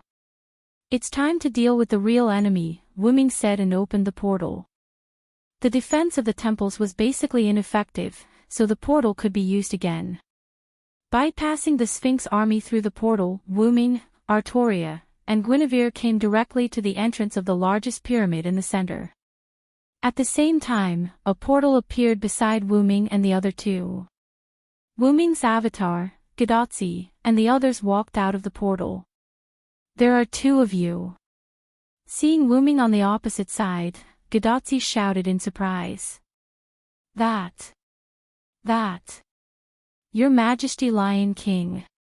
Matthew was quite reserved with Artoria, who was beside Wu Ming. Although they were on the same side now, Matthew was still a little reserved with Artoria. "You don't have to be so polite. I remember your name is Matthew, right?" "Yes, Your Majesty Lion King." Matthew stood up straight like a soldier who was being inspected. "If Galahad can give you the power, then you have to bear the burden of carrying this shield." What answered Artoria was Matthew's powerful voice. "Yes. Your Majesty, I will." At this time, a voice that Gadotzi, Matthew, and Da Vinci were familiar with came. "You still have time to catch up. The king is right. You are a bunch of trash that needs to be abandoned." Chapter 801. Who's this scoundrel? Artoria couldn't stand such a sneaky guy, not to mention that the other party had interrupted her conversation with her old subordinate. He really didn't take her seriously. If Wu Ming hadn't been holding Artoria's hand since the beginning, she would have slashed him with her holy sword. Who's that voice? Matthew looked in the direction of the temple pyramid in disbelief. Could it be? Gadotzi gritted her teeth. Along with everyone's gaze, a figure in green clothes and a green hat walked out from the entrance of the pyramid. "Lev Lenore, it's really you." Da Vinci frowned. "Long time no see, Tachika Fujimaru, Matthew Killet, Leonardo da Vinci, and..." Lev cracked open his mouth and smiled ferociously. Finally, he looked at Wu Ming. "Our sworn enemy, the Dragon of Origin." The Dragon of Origin, Artoria frowned. She naturally knew that Wu Ming was the Dragon of Origin, but Guinevere was puzzled. Beside him, Da Vinci didn't show much surprise, but his eyes showed that he was thinking about something. Hassan and Arash didn't know anything about this so-called Dragon of Origin, so they were confused. Gadotzi and Matthew, who came into contact with this term for the first time, were also puzzled, but they knew one thing, and that was, the term Dragon of Origin undoubtedly referred to Wu Ming. "Sure enough, I didn't kill you back in Winterwood." Wu Ming didn't care that Lev had exposed his identity because it didn't matter to Wu Ming whether his identity was exposed or not. If it weren't for the lack of a good opportunity, Wu Ming would even tell Gadotzi and the others personally. After taking 2 steps at the entrance, Lev patiently explained to Wu Ming. "No, you really did kill me back then. But like I said, we 72 demon god pillars are one. If you can't instantly kill us as one, I will be able to revive indefinitely." Although Wu Ming knew that he couldn't kill Lev that way, seeing Lev being so arrogant now, Wu Ming was really unhappy. However, Lev had another advantage, which was that he was quite qualified to be a tool to obtain information. "Where's Osmentis?" Wu Ming tried to glean information. "Of course it's gone. That arrogant bastard wants to control our demon god pillars. Apart from our king, no one can control us." Lev became furious, and his face even began to distort. But in the next second, Lev's distorted face returned to its original state, looking very much like a gentleman. But he has already received the punishment he deserved. I have to say, in terms of nourishment for the demon god pillars, that guy is quite qualified. It can even be said that he's a high-quality nourishment. Straightening his collar, Lev nodded with satisfaction. In that case, Ramses II's spiritual base was used as nourishment for summoning the demon god pillars, Wu Ming thought to himself. Gadotzi and Matthew, standing beside Wu Ming, besides feeling sorry for Ramses II's sacrifice, they were also concerned about the whereabouts of the Egyptian people and the safety of Niticles who had returned here. "Lev! What happened to the ordinary people here? Are they still alive?" Gadotsi asked. And Miss Nittacles? How is she? Matthew also roared at Leviticus, those trash that need to be dealt with. I have to praise that guy again. That guy actually sent them away before we completely descended. Otherwise, even if they were trash, with that number, we could still summon another demon god pillar. Lev shook his head regretfully. Just as Da Vinci and Wu Ming had guessed, the Egyptian people had already been sent away by Ramses II. After confirming that the humans were fine, Gadotsi and Matthew truly heaved a sigh of relief. Then what about Miss Nittacles? Matthew repeated. Needless to say, of course she's turned into nourishment for the demon god pillars like her respected nourishment king. Ha ha ha ha ha. Lev laughed happily. He thought of Nittacles' futile resistance in the end. It was like an ant that was about to be crushed to death. Moreover, when he thought of Chaldea's master showing a sad expression, Lev was extremely happy. The facts proved that Lev was right. Gadotsi and Matthew did show a sad expression. Lady Nittacles, thus, it was confirmed that Sun King Ramses II and Pharaoh Nittacles had all left. Unlike Matthew and Gadotsi's sadness, Da Vinci found new information through Lev's words. You said, let one more demon god pillar appear before, right? That is to say, there are quite a few demon god pillars descending, right? Everyone looked at the huge pyramid where Lev was at. After all, this was the only place that was most likely to hide a demon god pillar. Leonardo da Vinci, your brain is still working so fast. Lev revealed a creepy smile. I will deny the sky, deny the earth, the storm will destroy everything, and the rain will cover everything. With this supreme divine power, I will make everything in the world bow and kneel. Wu Ming finished his words in an instant, and terrifying dark clouds gathered above the pyramid. The information that he needed to know was basically all, so Lev was useless to Wu Ming. There was no room for discussion. A gust of wind began to howl crazily, and everyone's clothes were rustling. Some of the ruins of the temple on the ground and the sand in the desert were rolled up and flew into the sky. Gadotsi even had to be held by Matthew to prevent her body from being blown away. The Solemn Night Army and the Sphinx Army that were fighting couldn't help but stop. The power of the wind, this is a power that doesn't belong to us. Although he said so, Lev still looked at Wu Ming calmly, and didn't panic. Come on. With Wu Ming's shout, a huge and terrifying tornado mixed with debris and sand appeared right above the pyramid. In an instant, the storm was like a meat grinder, wrapping and chewing the entire pyramid. The scattered ruins buried the motionless Leviticus. At a very close distance, everyone was about to be blown away by the wind. Except for Wu Ming, Artoria, and Hassan who had shelter from the wind, everyone else was struggling to support their bodies, squinting their eyes, and looking uncomfortable. The Solemn Night Army was blown off their horses one by one because they were riding on horses. The Sphinx, on the other hand, was a beast with claws. They lay down on the ground and grabbed the ground with their claws, escaping the disaster. Ah! Guinevere couldn't hold on and was blown away in an instant. Paw! Lev grabbed Guinevere's arm and spun him in his arms. When Wu Ming wanted to touch this transformation, a foreign land happened. The temple pyramid exerted its last remaining heat and perished together with the tornado that came from the incarnation of God. The tornado dissipated and released the last trace of air to the surroundings. The sky that was originally covered by dark clouds was clear again. The sun shone on the ruins in front of everyone, but no one felt the warmth of the sun.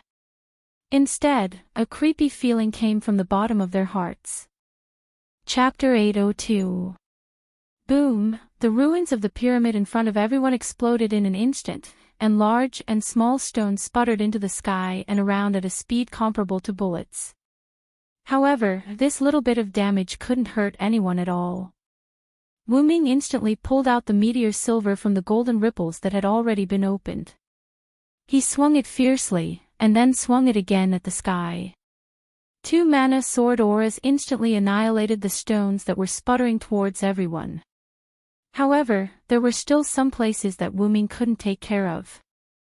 The solemn knights and the Sphinx army who had fallen off their horses were attacked by stones falling from the sky.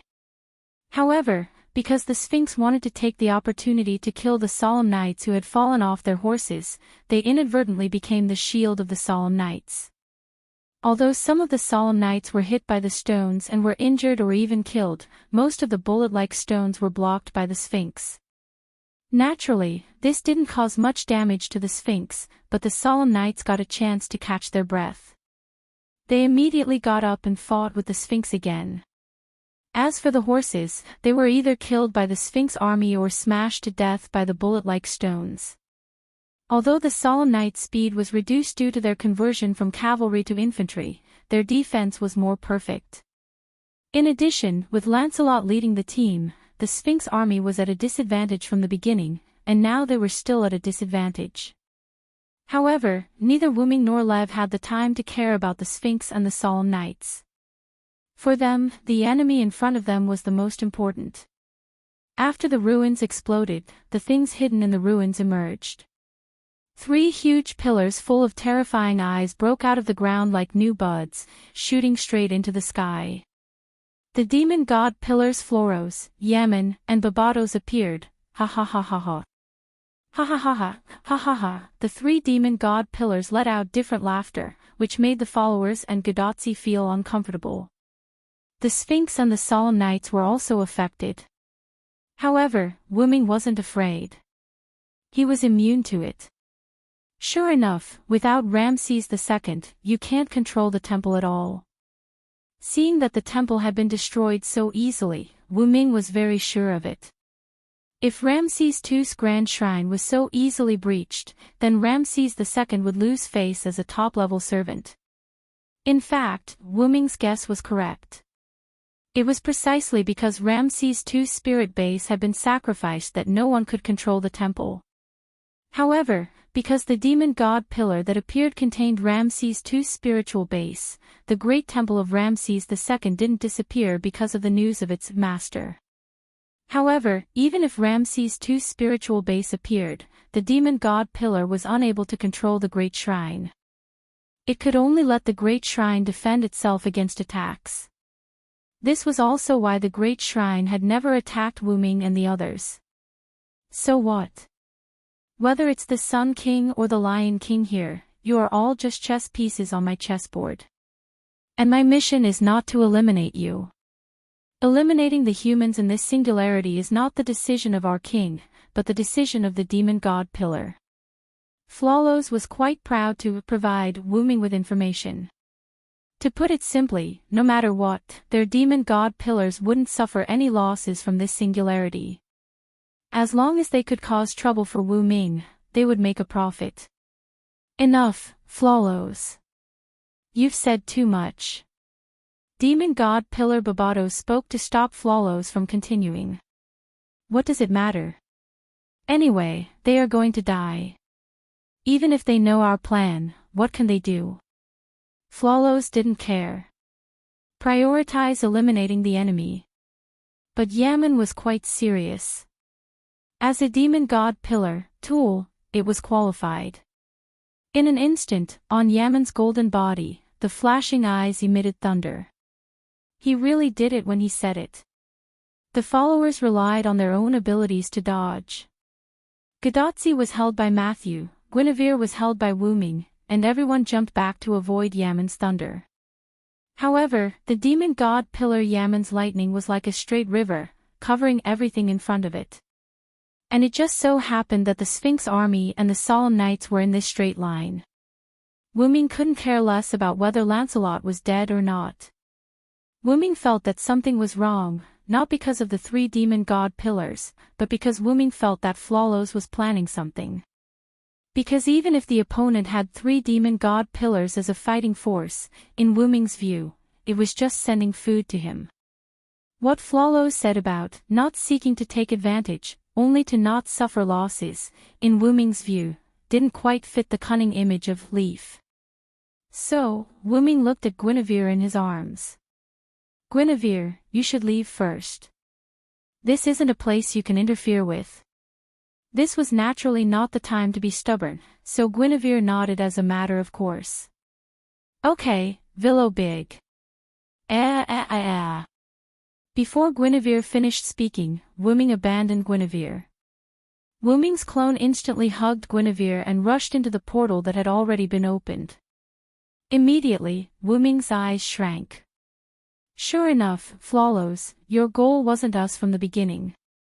Wu Ming's clone took Guinevere to the West Village. And there, a demon god pillar just happened to appear, and it had already begun to wreak havoc. So, Flawless's plan from the beginning was to wipe out all the humans in this singularity. As Wu Ming guessed, Leaf was a smart person. He had always been targeting this singularity. Whether it was invading Ramses II, cooperating with Artoria to attack the mountain folk, or finally launching a thunderous attack on the holy city, as Flawless said, "You are all my chess pieces." The mountain folk's survival, Wu Ming's attack on the holy city, and Artoria's loss of the holy spear were all part of Flawless's plan. As for imitating Ramses II's attack, demon god pillar Yaman could obviously do it. The thunderbolt that destroyed the holy city should also be released by demon god pillar Yaman. There's nothing we can do now that we've been discovered. Flawless said emotionlessly. Increase the intensity of the destruction, my comrades. In an instant, thunderbolts, heat rays, and poisonous fog poured out. The range was so wide that Gadotzi and the others couldn't dodge at all. Even Lancelot, who survived not far away by relying on Alandet, was affected. Gate, portal. Wu Ming opened the portal in an instant and teleported Gadotzi, Matthew, Da Vinci, Arash, Hassan, and Lancelot away. Their destination was naturally the West Village. Only Artoria and Wu Ming remained here. He and Artoria dealt with the 3 demon god pillars while Gadotzi and the others went to rescue the West Village. Wu Yan's plan was completed. Chapter 803. Originally, there were many humans in this singularity. For some reason, the Lionheart King, who seemed to be a fake demon, was cruel and heartless. The Lionheart King, who defeated the Lionheart King, wantonly slaughtered those who could not be chosen because he chose the pure ones. The Gorilla Knight's slaughter caused the human population to decrease. The Egyptian people in the desert were sent back to their original era by Ramses II. The chosen pure ones were stored in the holy tower in the center of the holy city. It was destroyed by Yaman's lightning and the population decreased again. Currently, it was unlikely that there would be any humans in the wilderness. Even if there were, they would be people who would die of hunger and thirst soon. Of course, it was also possible that they had already died because the human population decreased. In other words, apart from the mountain people gathered in the West Village and the refugees hidden by Lancelot, there was no one else in this singularity. It was still the same sentence. The reason why the burning of humanity could last for a while was not only because of the existence of Chaldea, but also because of the remaining humans in the singularity. With the disappearance of humans, the singularity had completely collapsed, and humanity could no longer be saved. We were tricked by you, Flawless. They were too focused on the enemy in front of them, and neglected the little operations of the enemy behind them. However, the West Village had Abanti, Giliel, and Osriel. Although it was possible that they could not destroy the demon god pillars temporarily because of protecting the villagers, the demon god pillars should not be taken advantage of, so there was no need to worry too much. The most important thing was the refugees hidden by Lancelot. Wu Ming was afraid that the demon god pillars would also appear there. After sending Gadotzi and the others to the West Village, Wu Ming's doppelganger gave a simple explanation, and immediately used the teleportation gate to go to the rather secluded place where Lancelot hid the refugees. However, through the doppelganger's information, Wu Ming's expression was very ugly. The demon god pillars had also appeared there. Moreover, it seemed that the people there were used as sacrifices to summon them. Noticing Wu Ming's expression, Flawless was quite happy. How is it, Origin Dragon? I didn't lose out this time no matter what. I never thought that the nourishment would be so great that it could actually make so many of our demon god pillars appear. Since it has appeared, we have to do some delightful things. Ha ha ha. Clearly, the multiple demon god pillars were due to Ramses II's powerful spiritual base.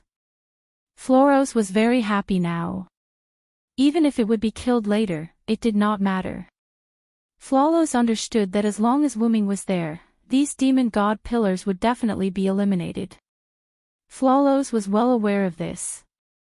But as Floros said, it was impossible for it to lose. After all, even if he left it alone, this singularity was just that.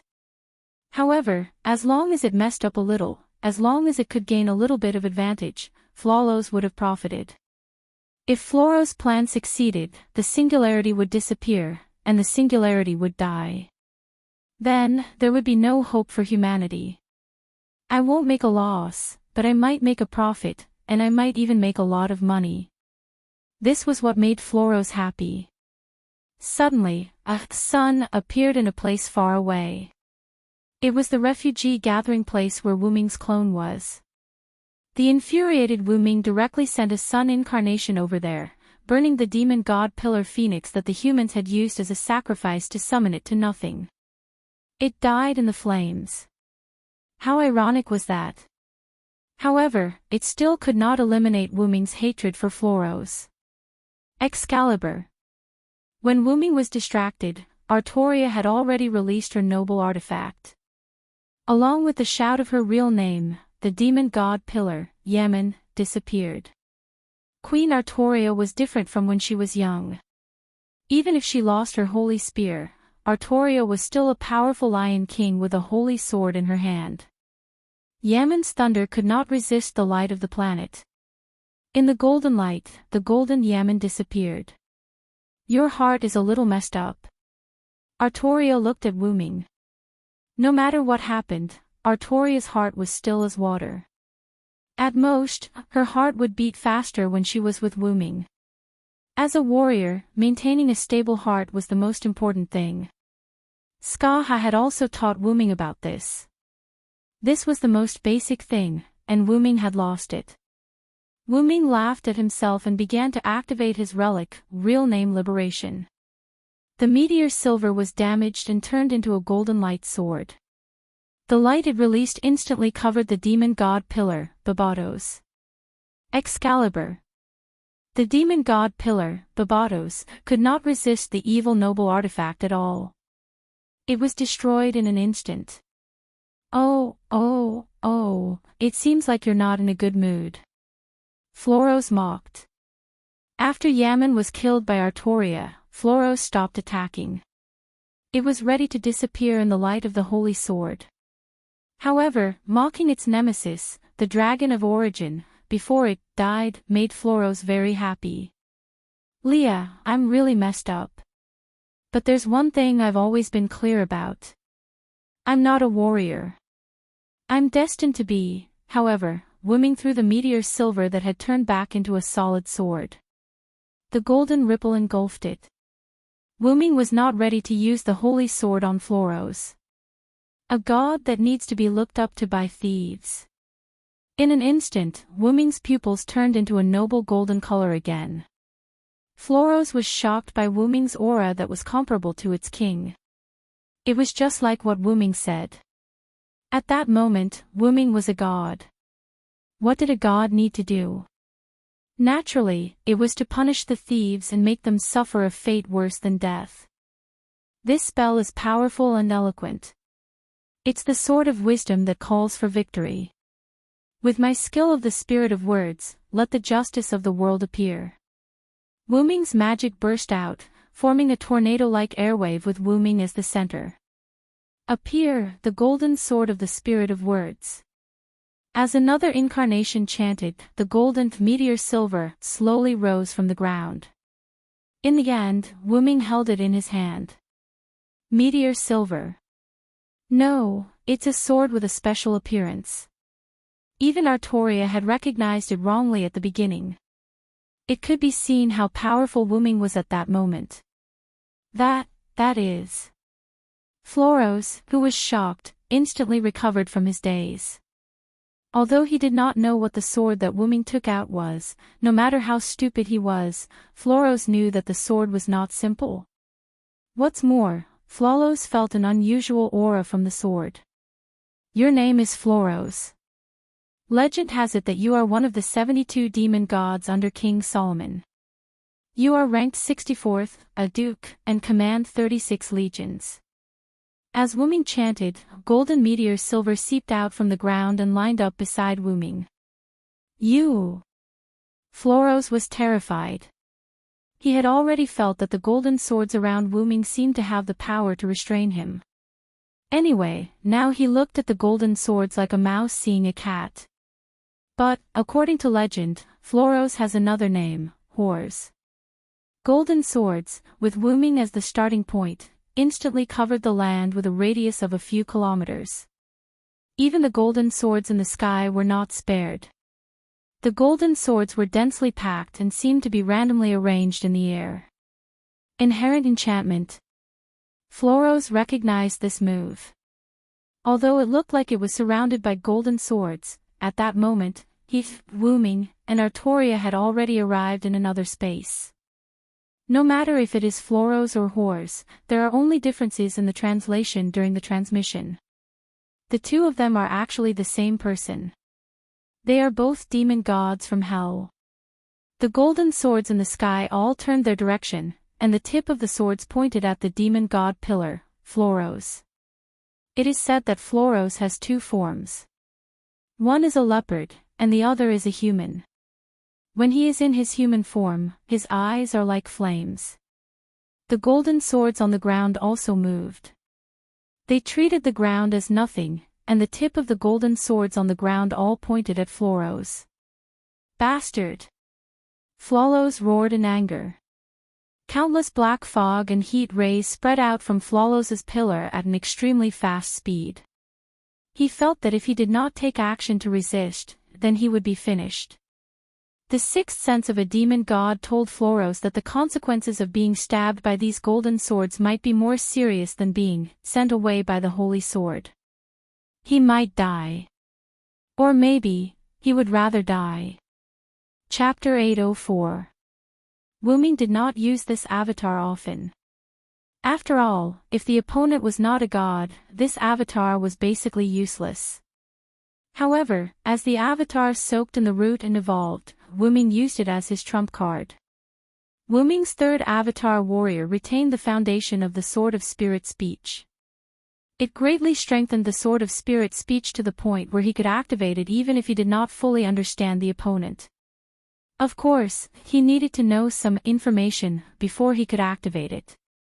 He could not seal the enemy just because he knew the enemy's name. That would be too crazy. However, it might work in the future. After all, Wu Ming's 12 avatars had been evolving. I wonder if it would work on Gidia. Last time when he faced Gidia, other than the ability of his main body, his other abilities did not work on Gidia. Wu Ming guessed that it might be because of the black mud. Forget it. I'll think about it when the time comes. Wu Ming shook his head silently. After all, it was better to deal with the matter at hand first. Other than not needing to fully understand the enemy's information, this warrior avatar retained the ability to cut the divinity and seal the opponent's ability. He also gained a powerful ability in the aspect of cutting. For example, he could cut Floros out from the concept of the 72 demon god pillars. Wu Ming waved his hand and countless Sword of Spirit Speech pierced through Floros's attack and stabbed into the body of the demon god pillar. Ugh! This is, when the golden sword stabbed into Floros's body, Floros could clearly feel that his abilities were disappearing one by one. Even the divinity that belonged to the demon god was gradually being stripped away. The connection between him and the other demon god pillars and the 72 demon god pillars was also gradually being cut off. Damn it! Root Dragon. As his abilities were sealed, the demon mist released from Floros's body and the heat rays from the countless eyes disappeared like an illusory smoke. My power! What have you done? Floros found that the power it had lost did not seem to disappear. It was as if it had never existed in the first place. It could no longer feel any of its power. Even the body of the demon god pillar was about to dissipate in Floros' eyes.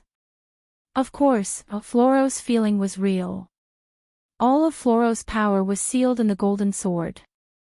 The golden sword was similar to the Prometheus slate, which could steal the enemy's authority. It was a different method but the same effect. However, Wu Ming's golden sword could only seal the enemy's power into the sword. It could not be used. If he removed the golden sword, the seal would be removed as well. What Wu Ming wanted to do was to seal the entire concept of Floros, which had already broken away from the 72 demon god pillars, into the golden sword. He wanted it to live a life worse than death and to live forever. No. No. No.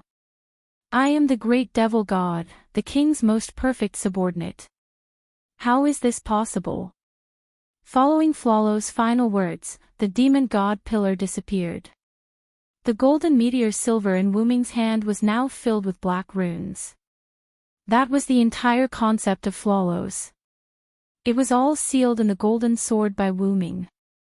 It's over, Wu Ming said emotionlessly.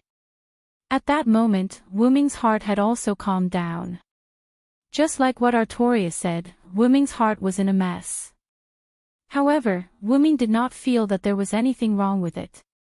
Firstly, compared to the warrior, he was more like a god. Wu Ming, who had gradually gotten used to his original form, understood that he had already embarked on the path of becoming a god.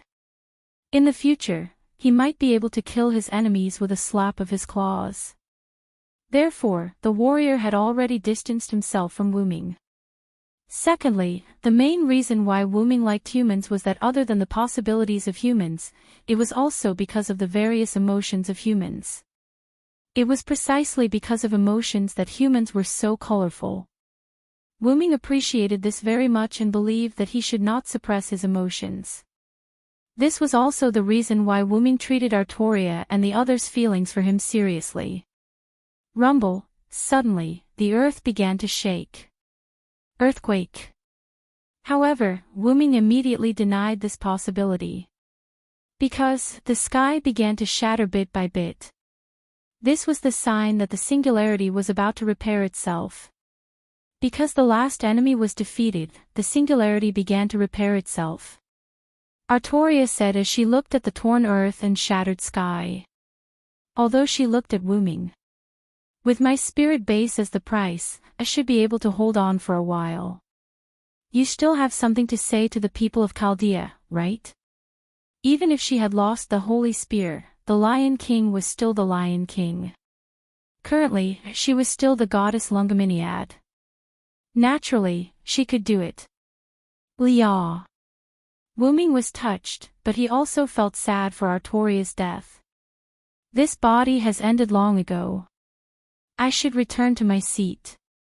Don't be sad for me. As she spoke, Artoria walked to Wu Ming's side and wrapped one hand around Wu Ming's neck. She pulled Wu Ming down and kissed him instantly. Wu Ming only had one thought at that moment, as expected of the queen. So bold, after a brief kiss, Artoria ended the kiss. Not only Guinevere, I am also waiting for you to pick me up. Artoria held the holy sword in one hand and wrapped the other around Wu Ming's neck. She looked into Wu Ming's eyes just like that. Wu Ming hugged Artoria back and rested his forehead on hers. Yes, my king. In the West Village, with the support of Gadotsi and the others, the demon god pillars Habas and Nibirius that descended in the West Village were successfully destroyed by Abandi, Gopril, and Azrael. Immediately after, they also felt the changes in the sky and the earth. It should be the singularity repairing itself. Looks like it's in a hurry. Fujimaru, Matthew, Da Vinci, get ready. Roman, prepare the Reiki transfer immediately. Olga Marie's voice came from Gadotsi's bracelet. When they left the desert and came to the West Village, Gadotsi's communication with Chaldea was restored. On the other side of Chaldea, Olga Marie, who just came out of her room, was responsible for answering the call. And Roman naturally retreated to the second-in-command position. Yes, I understand. Roman's weak voice came from Gadotzi's bracelet. So, Senior Villo has taken care of the enemy over there. Matthew was overjoyed. I knew Assassin would not disappoint us. Fufu, who was lying on Matthew's shoulder, also went along with the current situation and called out Fufu a few times. Are you guys leaving? Cursed Risthausen, who was resting on the ground, stood up. Chapter 805. Not only cursed Risthausen, but the other few servants also changed from sitting on the ground to rest to a standing posture. After all, their friends were about to leave, so they should stand up and express their politeness. And the reason why they called the servants few was that they had no choice. Although they were the most supportive, their opponents were the demon god pillars after all, which was already a calamity for them. Arash and Bayface Hassan had already been sacrificed. Arash chose to self-destruct his noble artifact, instantly injuring the demon god pillar Hoppes. 100 Faces Hassan, on the other hand, was engulfed by the demon god pillar Nibiria's heat ray in order to save Quiet Hassan. Tang Sanzang and Fujiwara had already been sacrificed before Gadotzi and the others came. However, because of Tang Sanzang and Fujiwara's sacrifice, the villagers here were all fine. They were all covered and retreated to the west. After all, Abanti, Giliel, and Osriel did not value humans very much. Coupled with the frequent attacks of the two demon god pillars, even if it was Wu Ming's order, they could not and did not want to completely protect the villagers. Therefore, other than Gadotzi, Matthew, and Da Vinci, who belonged to Chaldea, the remaining servants were Cursed Wrist Hassan, Quiet Hassan, Lancelot, and Guinevere. However, because they were servants, they were not really dead. Therefore, everyone was not too sad. They just lamented that they could not walk to the end together. Fortunately, it's all over. Lancelot, who was standing behind Matthew, used Alandet to support his body. He was covered in blood and gasping for breath. He had suffered a lot of injuries in the desert before. After coming here, in order to protect Guinevere and Matthew, he was indirectly targeted by the demon god pillars. He was seriously injured. Although he did not leave, he was almost done. It was a miracle that Lancelot did not leave. This might be love. Lancelot, are you okay? After all, he was the one who risked his life to save him. Guinevere thought that he had to show some concern even if it was just for show. Your Highness, it's good that you are fine. As long as Guinevere was fine, Lancelot was relieved. I'm fine. Sir Lancelot, you should pay attention to your injuries. After all, from Guinevere's point of view, Lancelot was no longer severely injured. He was as good as dead. Dad, don't move around. You're hurt too badly. Matthew noticed that Lancelot had stood up and immediately pressed him down to sit down. Ugh! Lancelot felt a mouthful of blood rise to his throat, but he swallowed it back down. He was agitated by Matthew calling him, Dad, I'm fine. Ah, my dear daughter, Star. As long as his daughter, Matthew, was fine, Lancelot could die without regrets. Speaking of which, the singularity doesn't seem to be shaking anymore. What Gadotzi meant was that the singularity's self-healing seemed to have stopped. Something must have happened in the Villo. Da Vinci looked in the direction of the desert. At this moment, a pillar of light appeared at the location of the great temple complex. What is that? Gadotzi was shocked. Did a new enemy appear? The detection shows that the pillar of light is temporarily supporting the singularity, but don't worry, the detection also shows that the pillar of light won't last long. Olga Mary's voice came from Gadotzi's bracelet. That's my king, Lancelot suddenly said. Ha! The Lion King. Matthew was stunned. Maybe it has something to do with the Villo. Guinevere guessed. Lancelot looked at Guinevere, who was unusually happy when talking about the villa, and felt a little strange. But then, Lancelot shook his head. He just needed to watch from afar. After all, he already had such a lovely daughter. Lancelot looked at Matthew with a relieved expression. However, Mashu didn't notice it and ran away quickly. "Senior Villo, are you okay?" Matthew, along with Gadotsi and Guinevere, quickly went to Wu-Ming, who suddenly used the portal to come here. "Gotcha." Wu-Ming seemed to hear the sound of something breaking from Lancelot's side and looked curiously. But other than a heavily injured man who was about to die, nothing else broke. "Minister Lancelot, let me treat your injuries first." After all, since he saw Lancelot, it was better to heal him first. After all, he looked pale and heartbroken. It seemed that his injury was very serious and he might be sent back to the martyr's palace in the next second. "No need, Sir Villo. It's over anyway. Even if you heal me, I will disappear afterward." Lancelot smiled.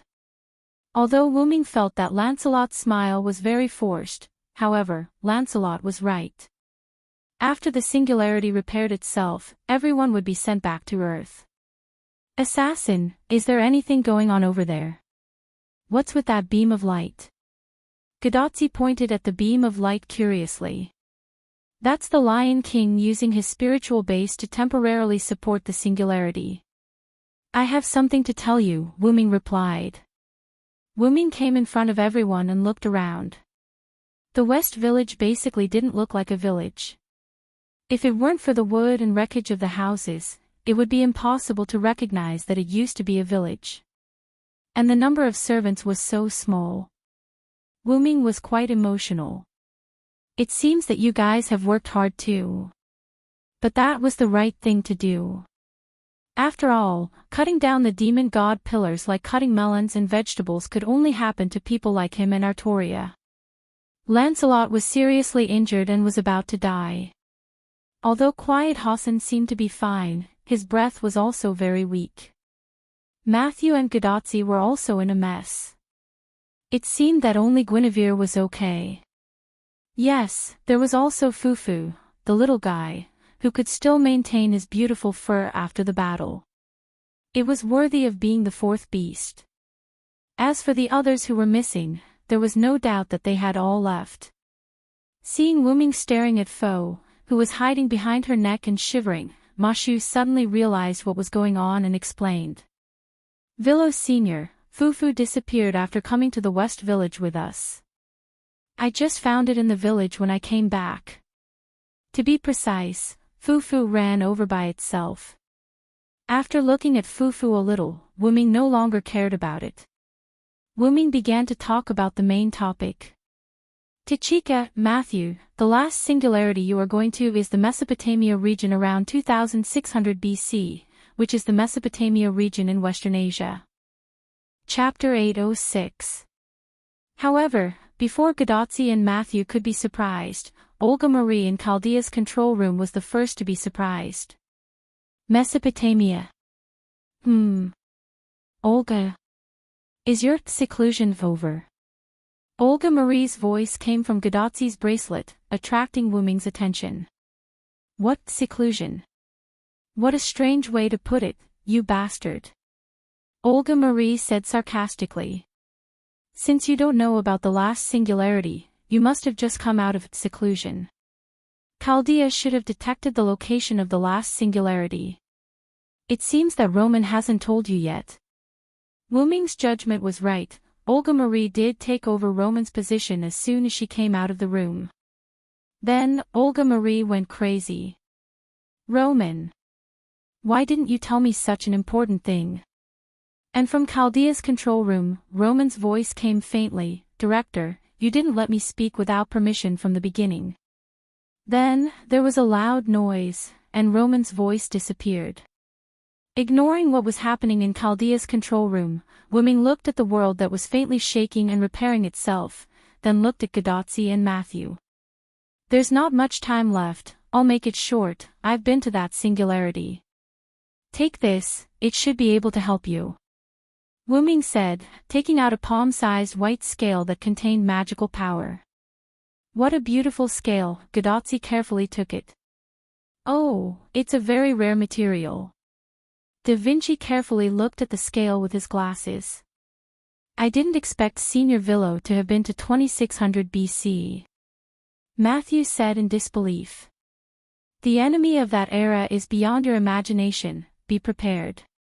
Wu Ming reminded with a smile, but he didn't say who the enemy was. Gadotsi was about to complain, but Olga Marie's voice came again. Tachika, Matthew, Da Vinci, the ray shift is ready. Right, there's also this. Help me hold it. In the end, Wu Ming took out a holy grail from the golden ripples. Another holy grail. Gadotsi was stunned.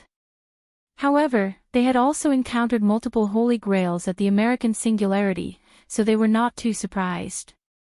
However, Wu Ming shook his head. This isn't the Holy Grail, it's just a sealed vessel in the style of the Holy Grail. And the one sealed inside was naturally Floros.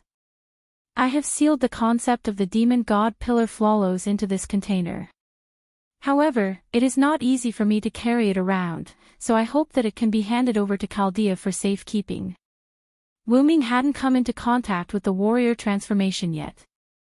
He turned the golden sword that sealed Floros into the shape of a holy grail, hoping to hand it over to Chaldea. Chaldea's own magnetic field could block human combustion. Therefore, with the effect of Chaldea's own magnetic field, even if Wu Ming removed the warrior transformation, the seal of the Holy Grail would not be broken. However, Wu Ming's words gave Gadotsi and the others a shock. There's a demon god pillar sealed inside. Gadotsi and Matthew were stunned. According to the detection of the instrument, there is indeed something strange inside, but it is not active. Maybe it's the effect of the seal that assassin mentioned. Olga Marie was very calm. Then, from Chaldea's control room came Roman's words, this thing is too dangerous, and so on. Then, there was another loud sound, and Roman was silent again. Well, this will be taken care of by the genius Da Vinci. Da Vinci took the Holy Grail from Wu Ming's hand. Wu Ming nodded. Although Da Vinci looked quite unreliable, he was actually a very reliable existence. Then, Wu Ming looked at Gadotsi and Matthew. Remember, you can show that scale when you ask for help. And don't forget, the first Hassan promised to help you. Matthew and Gadotsi's eyes lit up. The fact that Wang Hassan did not help at this singularity made Gadotsi complain. It turned out that he had indirectly left the opportunity to help for the next singularity. Senior Villo, will you help us too? Matthew asked curiously. Of course, I just had some matters to attend to, otherwise, I wouldn't have given you this scale. Wu Ming smiled as if it was a matter of course. Assassin and everyone were leaving. Gadotsi waved her hand and said goodbye to Wu Ming and the others.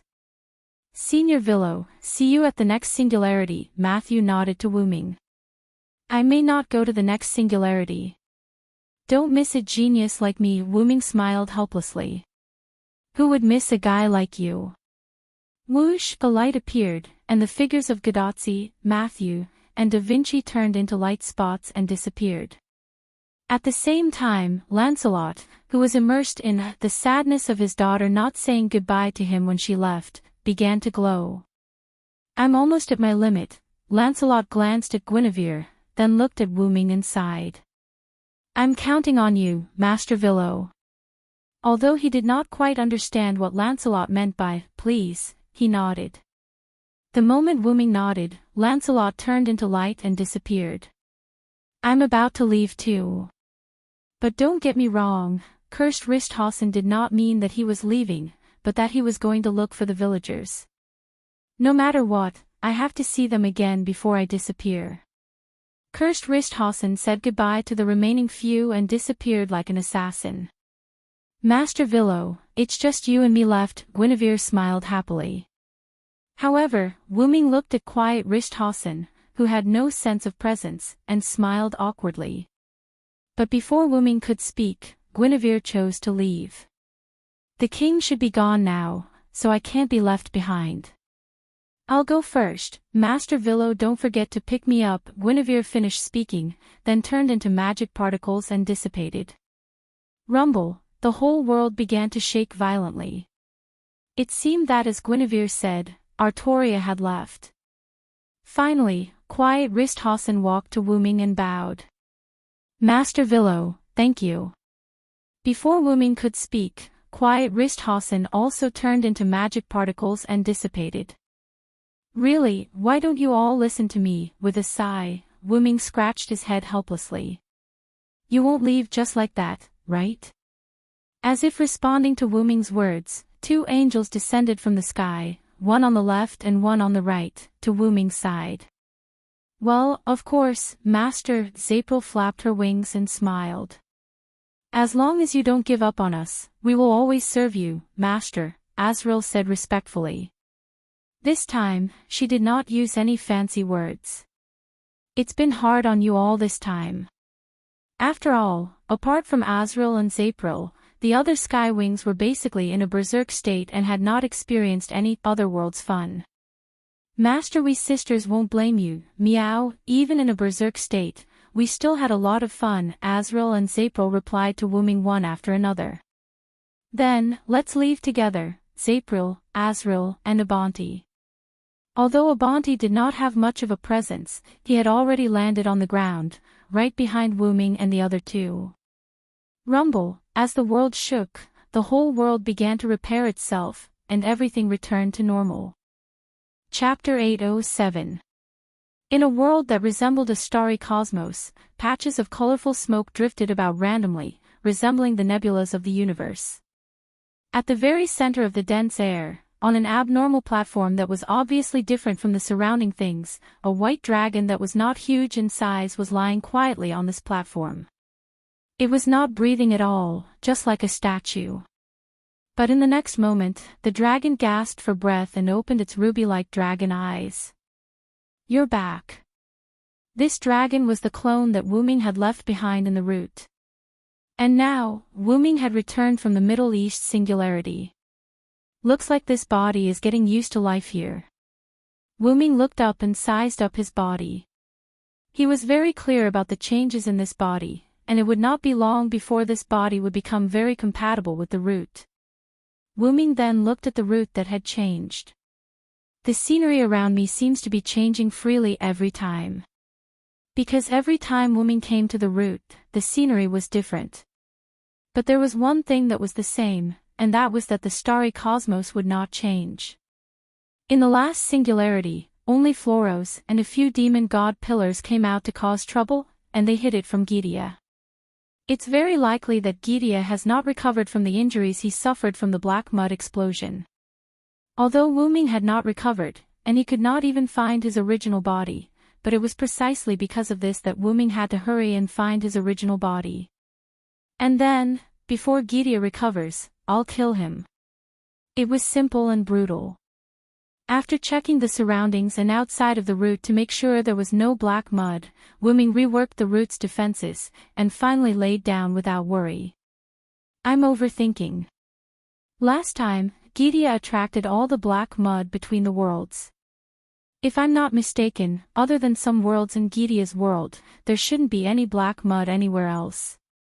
Gidia was a great help, saving Wu Ming the trouble of cleaning up. Well then, I've returned to the box court world. Closing his eyes, the gigantic dragon body fell into a deep slumber.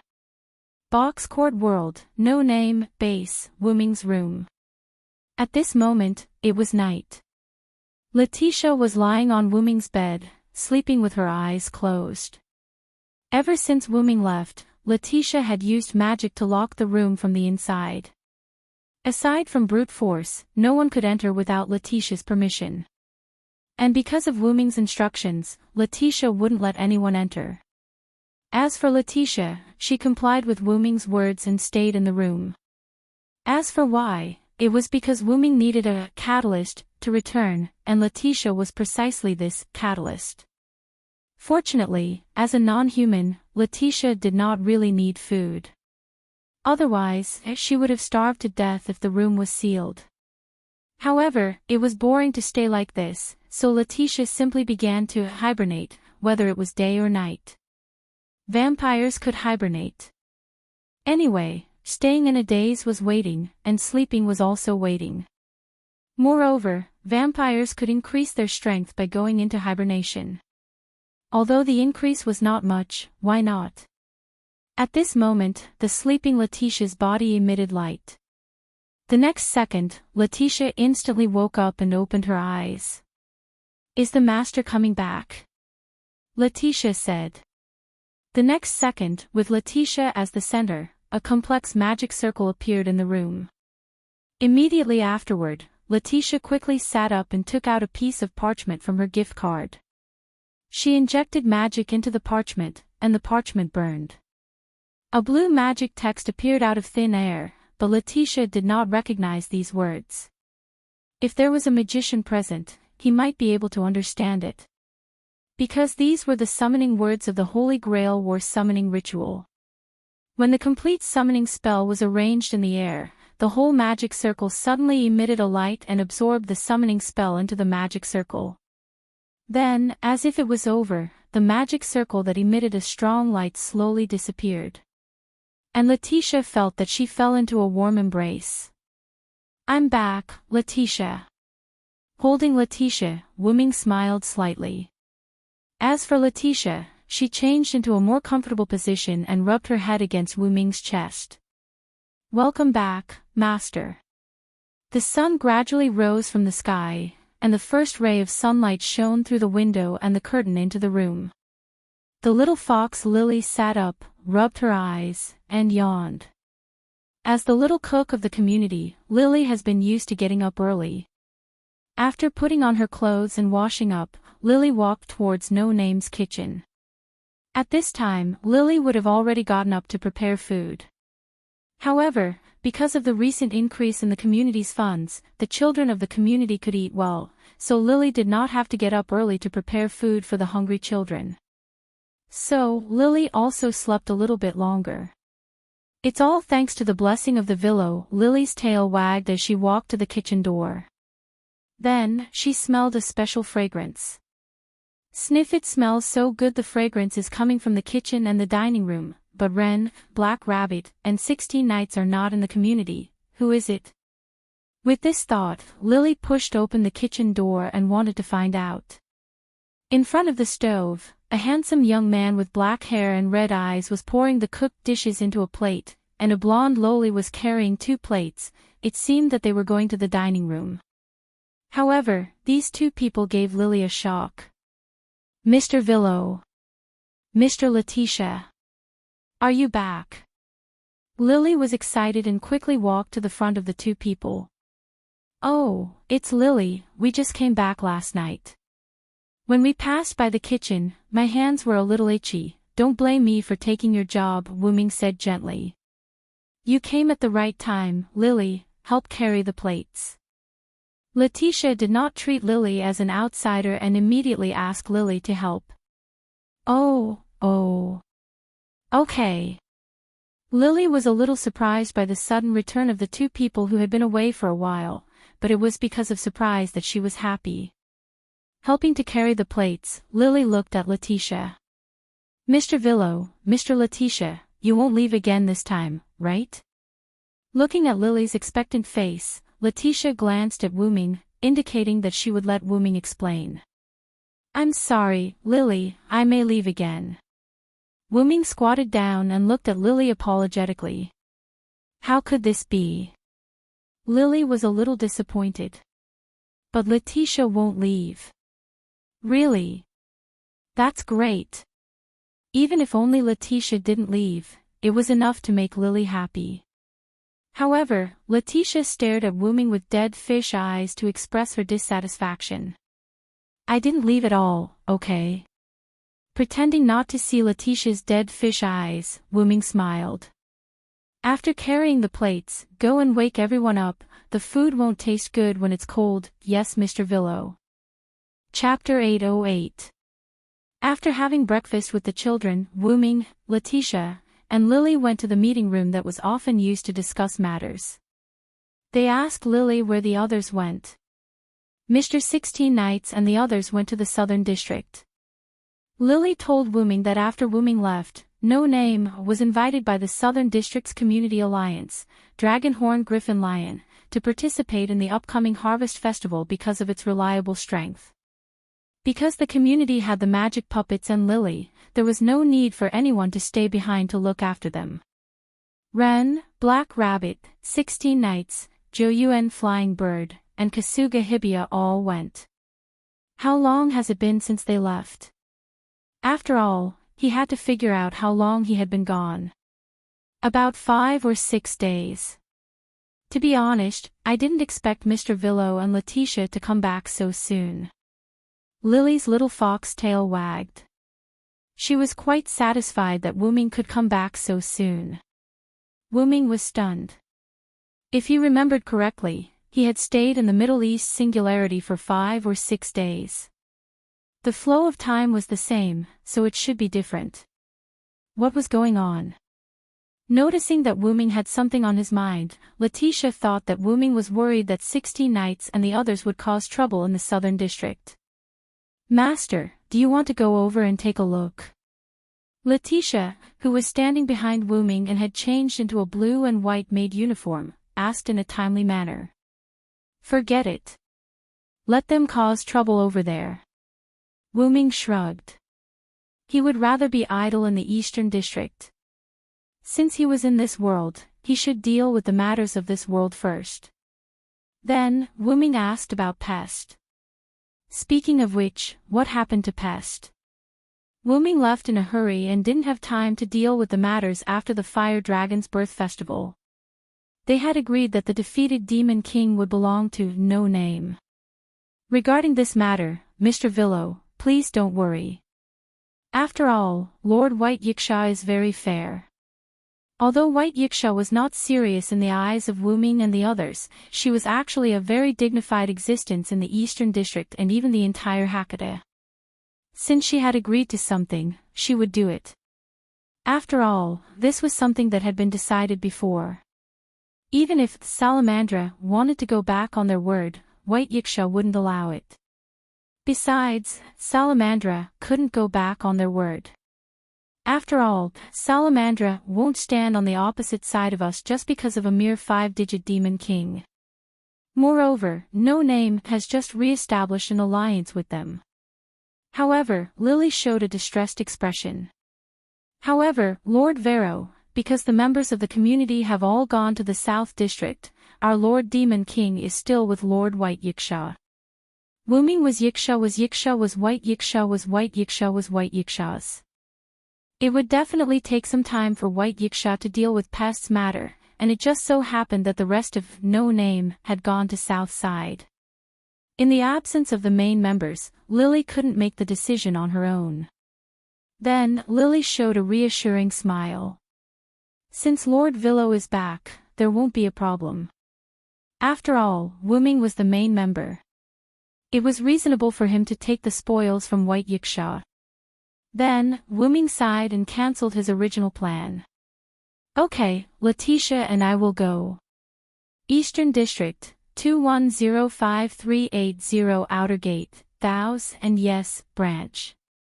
Inside the Japanese-style shop, White Yiksha knelt on a cushion, leisurely drinking tea and eating snacks. She looked quite relaxed. Suddenly, a black-purple ripple appeared beside White Yiksha out of thin air. Glancing at the black-purple ripple, White Yiksha still calmly drank his tea. Wu-Ming and Letitia walked out of the portal. Wu-Ming casually found a cushion and sat next to White Yiksha. Letitia, the maid, seemed to be infected by her master. She also found a cushion and knelt next to Wu-Ming. Wu-Ming picked up White Yiksha's snack and threw it into his mouth.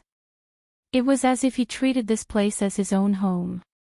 Sigh, don't say, this snack is not bad. Right? This snack is a precious snack that I, White Yiksha, treasure.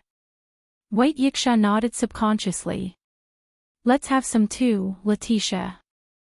Wu Ming picked up another piece of dessert and passed it to Letitia. Hey! You brat! Don't treat this place as your own home.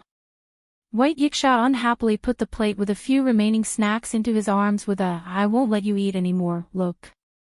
Looking at you, people who don't know would think that I did something to you.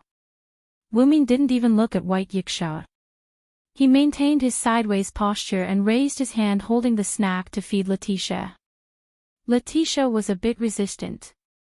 After all, she was Wu Ming's maid. How could she let her master feed his maid? However, she had to give Wu Ming face. Therefore, Letitia ate in small bites. After all, from the beginning, Wu Ming didn't treat Letitia as a maid. Instead, he treated Letitia as a little girl who liked to play maid games.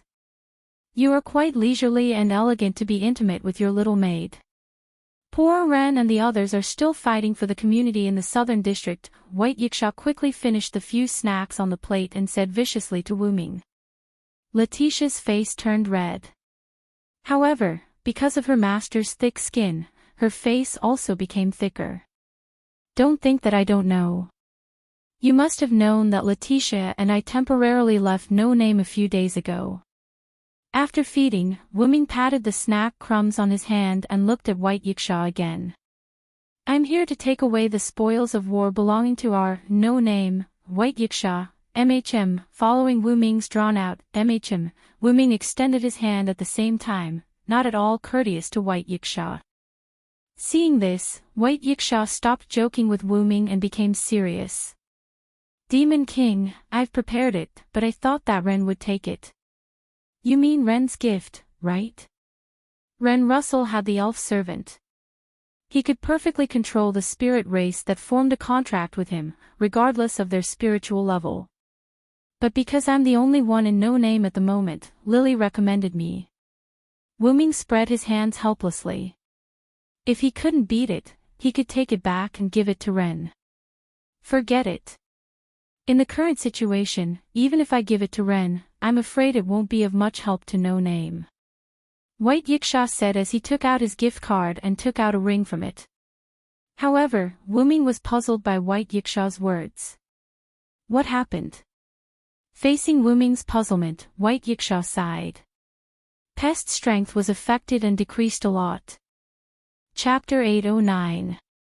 Decreased by a lot. Wu Ming subconsciously repeated.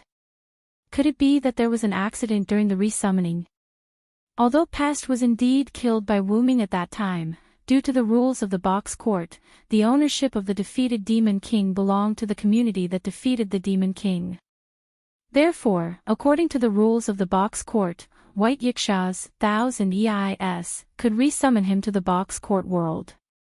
Because he knew this, Wu Ming didn't hesitate to use Yggdrasil to pierce through Pest. This Demon King's strength has decreased to the bottom of the 5 digits and will soon fall to the 6th.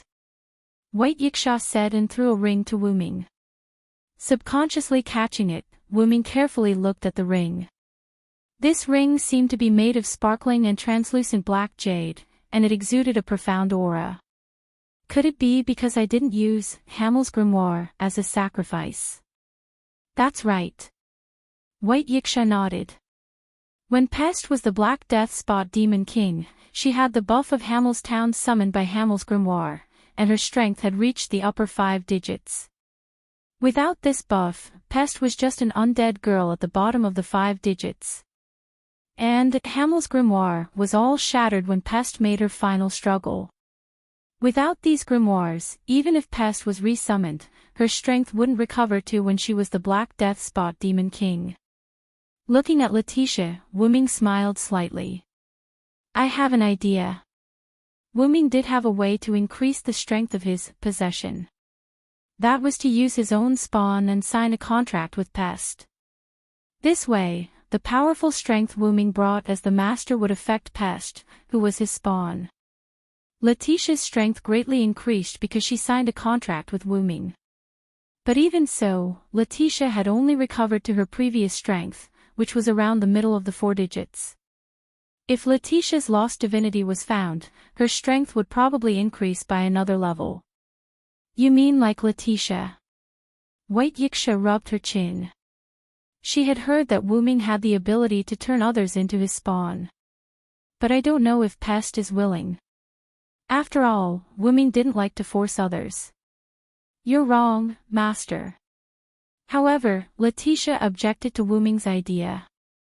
The moment Pest was defeated, she no longer had any so-called human rights. The Demon King belonged to the community that defeated her. This was the rule of the box world. No one could ignore this rule, even if White Yiksha, who was in the box's top 10. Pest's human rights have already disappeared. She has failed and is now just an object. I think she should be aware of this as well, so you don't have to worry too much. 3 years ago, when Letitia was taken away as a spoil of war, she also had the same awareness. Be that as it may, I, your master, am not a devil. If No Name was in urgent need of a powerhouse, then Wu Ming might force Pest to sign a contract. But this choice was impossible from the start. Because with Wu Ming around, No Name didn't need to be in such a hurry. In addition, who asked Wu Ming to be kind-hearted, in a way? Letitia still wanted to say something. But Wu Ming immediately interrupted her. Let's just leave it at that. We'll decide after we ask Pest. Letitia showed a helpless expression. But then, Letitia's helpless expression turned into a smile. Because such strength was also the embodiment of her master's charisma. If that's the case, you should leave. I want to rest. Then, White Yiksha waved his hand in disdain, signaling Wu Ming and Letitia to leave. He also lay down with his back facing the two and supported his head with one hand. Wu Ming handed the ring in his hand to Letitia, opened a portal, and signaled Letitia to go back first. Knowing that Wu Ming had other matters to discuss with White Yiksha, Letitia obediently took the ring and entered the portal. Do you have something else to say? White Yiksha closed his eyes and asked without turning his head. I want to ask about the two-headed dragon that appeared at the end of the fire dragon's birth ceremony. As soon as he said this, White Yiksha opened his golden eyes that had become extremely serious. I thought you went out to investigate this matter. I didn't expect you to ask me. White Yiksha turned over and sat up straight. Although they hadn't known each other for long, White Yiksha still understood Wu Ming.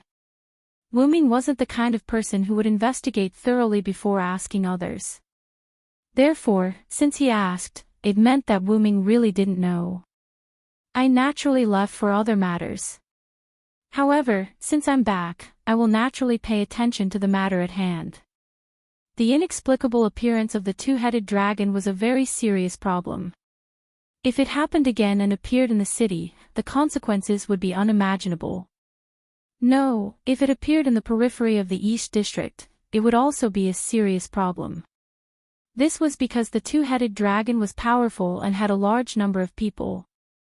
Furthermore, they had a powerful splitting ability. If they appeared in the periphery and charged into the East District, there would be a lot of casualties. This was because no one could stop it, not even White Yiksha. After all, White Yiksha was in a state where most of his power was sealed. Unfortunately, I've asked the community in charge of the seal. The seal is very complete. Therefore, the possibility of the two-headed dragon splitting from the Demon King has been ruled out. Ever since the fire dragon's birth ceremony ended, White Yiksha hadn't been idle. Or rather, it was impossible for her to be idle. Then, those two-headed dragons should be the remnants of Az Dakaha before he was sealed.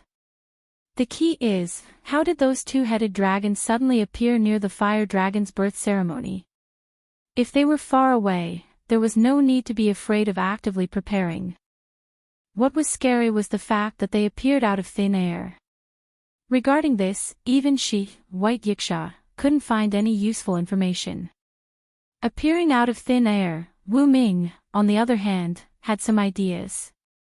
Because I'm worried that the previous situation will happen again, I specifically asked the community in the East District to increase their vigilance. In the end, White Yiksha sighed. This was because White Yiksha knew that this was only treating the symptoms and not the root cause. After thinking for a while, Wu Ming spoke. Actually, some time ago, I met with some people who wanted to buy Letitia from Perseus. The main point wasn't this sentence, but Wu Ming's next sentence. One of them had the ability to teleport out of thin air that shocked even me. That person was none other than the guy named Maxwell. Chapter 8:10. That was a man who called himself Maxwell. He appeared beside me out of thin air. While I was distracted, he teleported away his companion who was suppressed by me. In the end, I fought him. I estimate that he's a 4-digit existence. 4 digits. White Yiksha nodded. A 4-digit existence was already the peak of the lower levels of the box court. Such an existence couldn't be unknown. However, no matter how hard White Yiksha thought, he couldn't figure out who this Maxwell fellow was. Actually, a group of 2-headed dragons appeared out of thin air and attacked me. The moment I killed those 2-headed dragons, Maxwell rescued his companion, Wu Ming continued. What?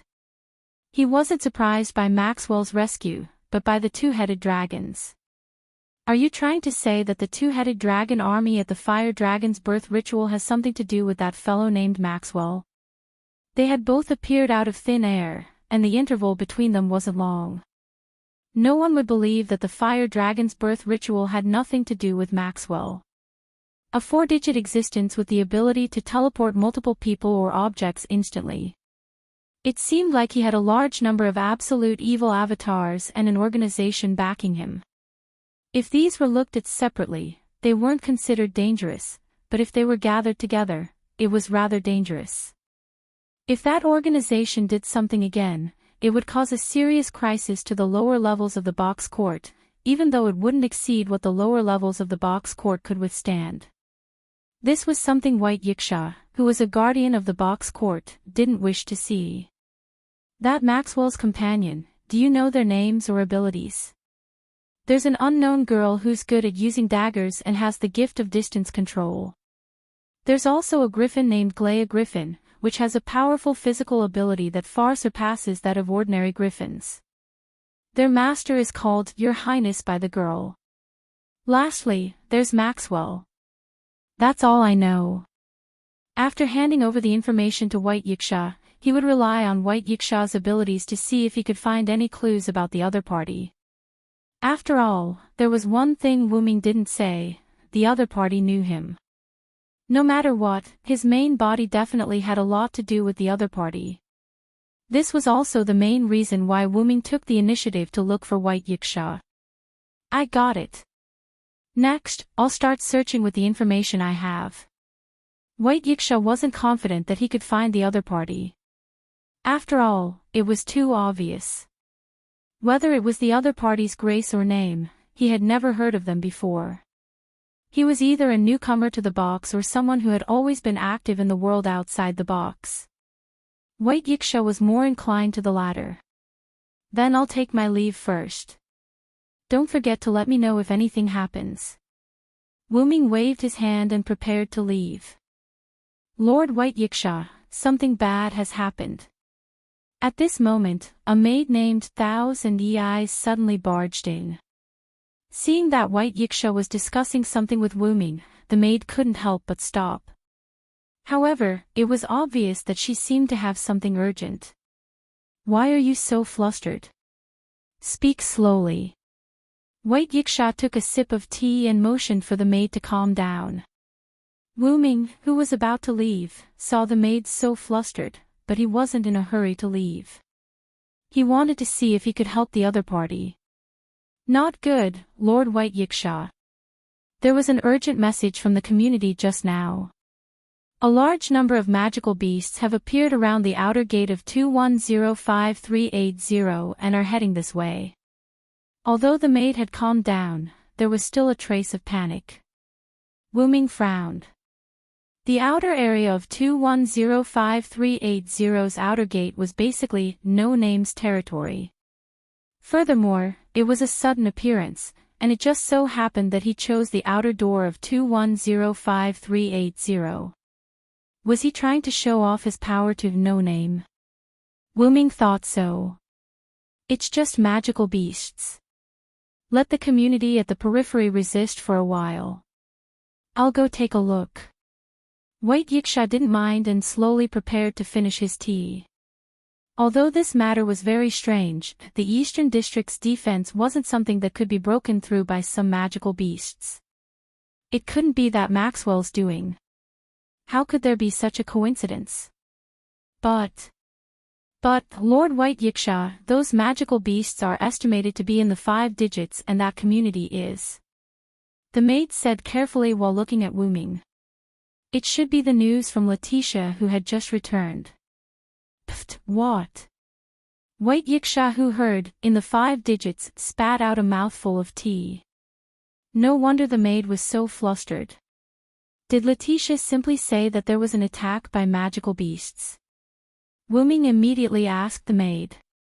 Because the two-headed dragon was the clone of Az Dakaha, one of the oldest demon king humans in the final trial, in order to prevent people from panicking, other than some of the higher-ups of Salamandra, No Name, and This and Yes who knew the inside story, news about the two-headed dragon was blocked. Therefore, even if there were rumors in the outside world, it was only a backup plan brought by the demon king who attacked the fire dragon's birth ceremony. It didn't attract attention or panic. Yes. The maid nodded. As expected of a former box court knight, it looked like Letitia was also trying her best to block the news. After all, it was definitely the clone of a demon king. It was a little too much for the citizens of the box court. Then, Wu Ming and White Yiksha looked at each other. Their eyes were filled with solemnity.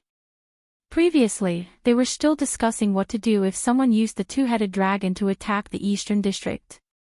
Now, it was here. It was really, speak of the devil.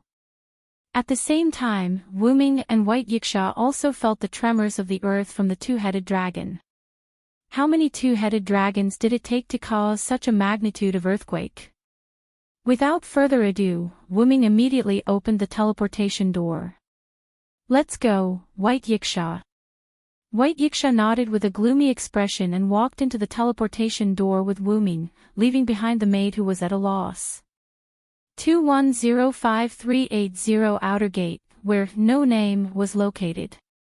In the vast wilderness, magic puppets were arranged into several layers. They stood at the outermost periphery as if they were defending against something. Letitia probably ordered the magic puppets to form such a wall to defend against the two-headed dragons. The children of No Name were nowhere to be seen.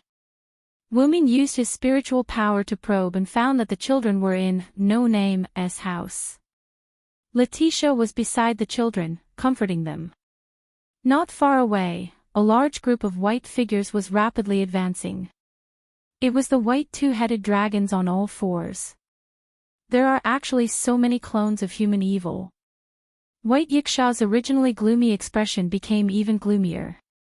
Moreover, the number this time far exceeded the number of two-headed dragons that appeared during the fire dragon's birth ceremony. Relying on the current White Yiksha, it was impossible for him to eliminate so many two-headed dragons in an instant. If he couldn't completely eliminate them and one of them broke into the outer gate, it would be a catastrophe for 2105380 Outer Gate. If he wanted to get rid of them in one go, White Yiksha might not be able to continue staying at the lower level of the box court. However, the other communities aside, No Name, which was at the outermost periphery, was the first to bear the brunt. Therefore, let me do it this time, White Yiksha. Wu Ming's eyes were filled with anger. Without a doubt, the other party was targeting No Name this time. The other party probably knew that No Name's main force was not in the community, so he dared to do whatever he wanted. However, the other party did not expect that Wu Ming had already returned. Chapter 8:11. Wu Ming stretched out his hand, his eyes turning golden as he began chanting. I will deny the sky, deny the earth. The storm will destroy everything, and the rain will cover everything. With this supreme divine power, I will make everything in heaven and earth bow and kneel. Instantly, the sky darkened as dark clouds gathered. The cold wind was biting cold. It seemed slow, but it quickly condensed into a tornado that descended from the sky. This is. The sharp-eyed white yiksha could tell at a glance that the ability Wuming used came from God. Whoosh whoosh whoosh, the storm landed in the middle of the twin-headed dragons. Many twin-headed dragons were swept up and flew into the tornado. In the blink of an eye, they were crushed. They couldn't even scream. The fresh blood produced by the crushed twin-headed dragons turned into new twin-headed dragons, but these new twin-headed dragons were instantly crushed again. Then, new twin-headed dragons were born and crushed again until they couldn't split anymore. However, because he had to be wary of his surroundings, Wuming didn't use much strength in the tornado he controlled. The tornado was small and its suction was weak. It only sucked in the twin-headed dragons in the middle. As expected, I can't let go at all here. White Yiksha naturally understood Wuming's concerns. If she were to do it, she might not be as good as Wuming. Don't you have that inherent barrier? Can't you transfer them all over at once? White Yiksha still remembered that at the end of the fire dragon's birth ceremony, it was Wu who transferred a large group of twin-headed dragons into the inherent barrier. In the end, White Yiksha used Sun sovereignty to finish off those twin-headed dragons in one go. There's no need to go through so much trouble.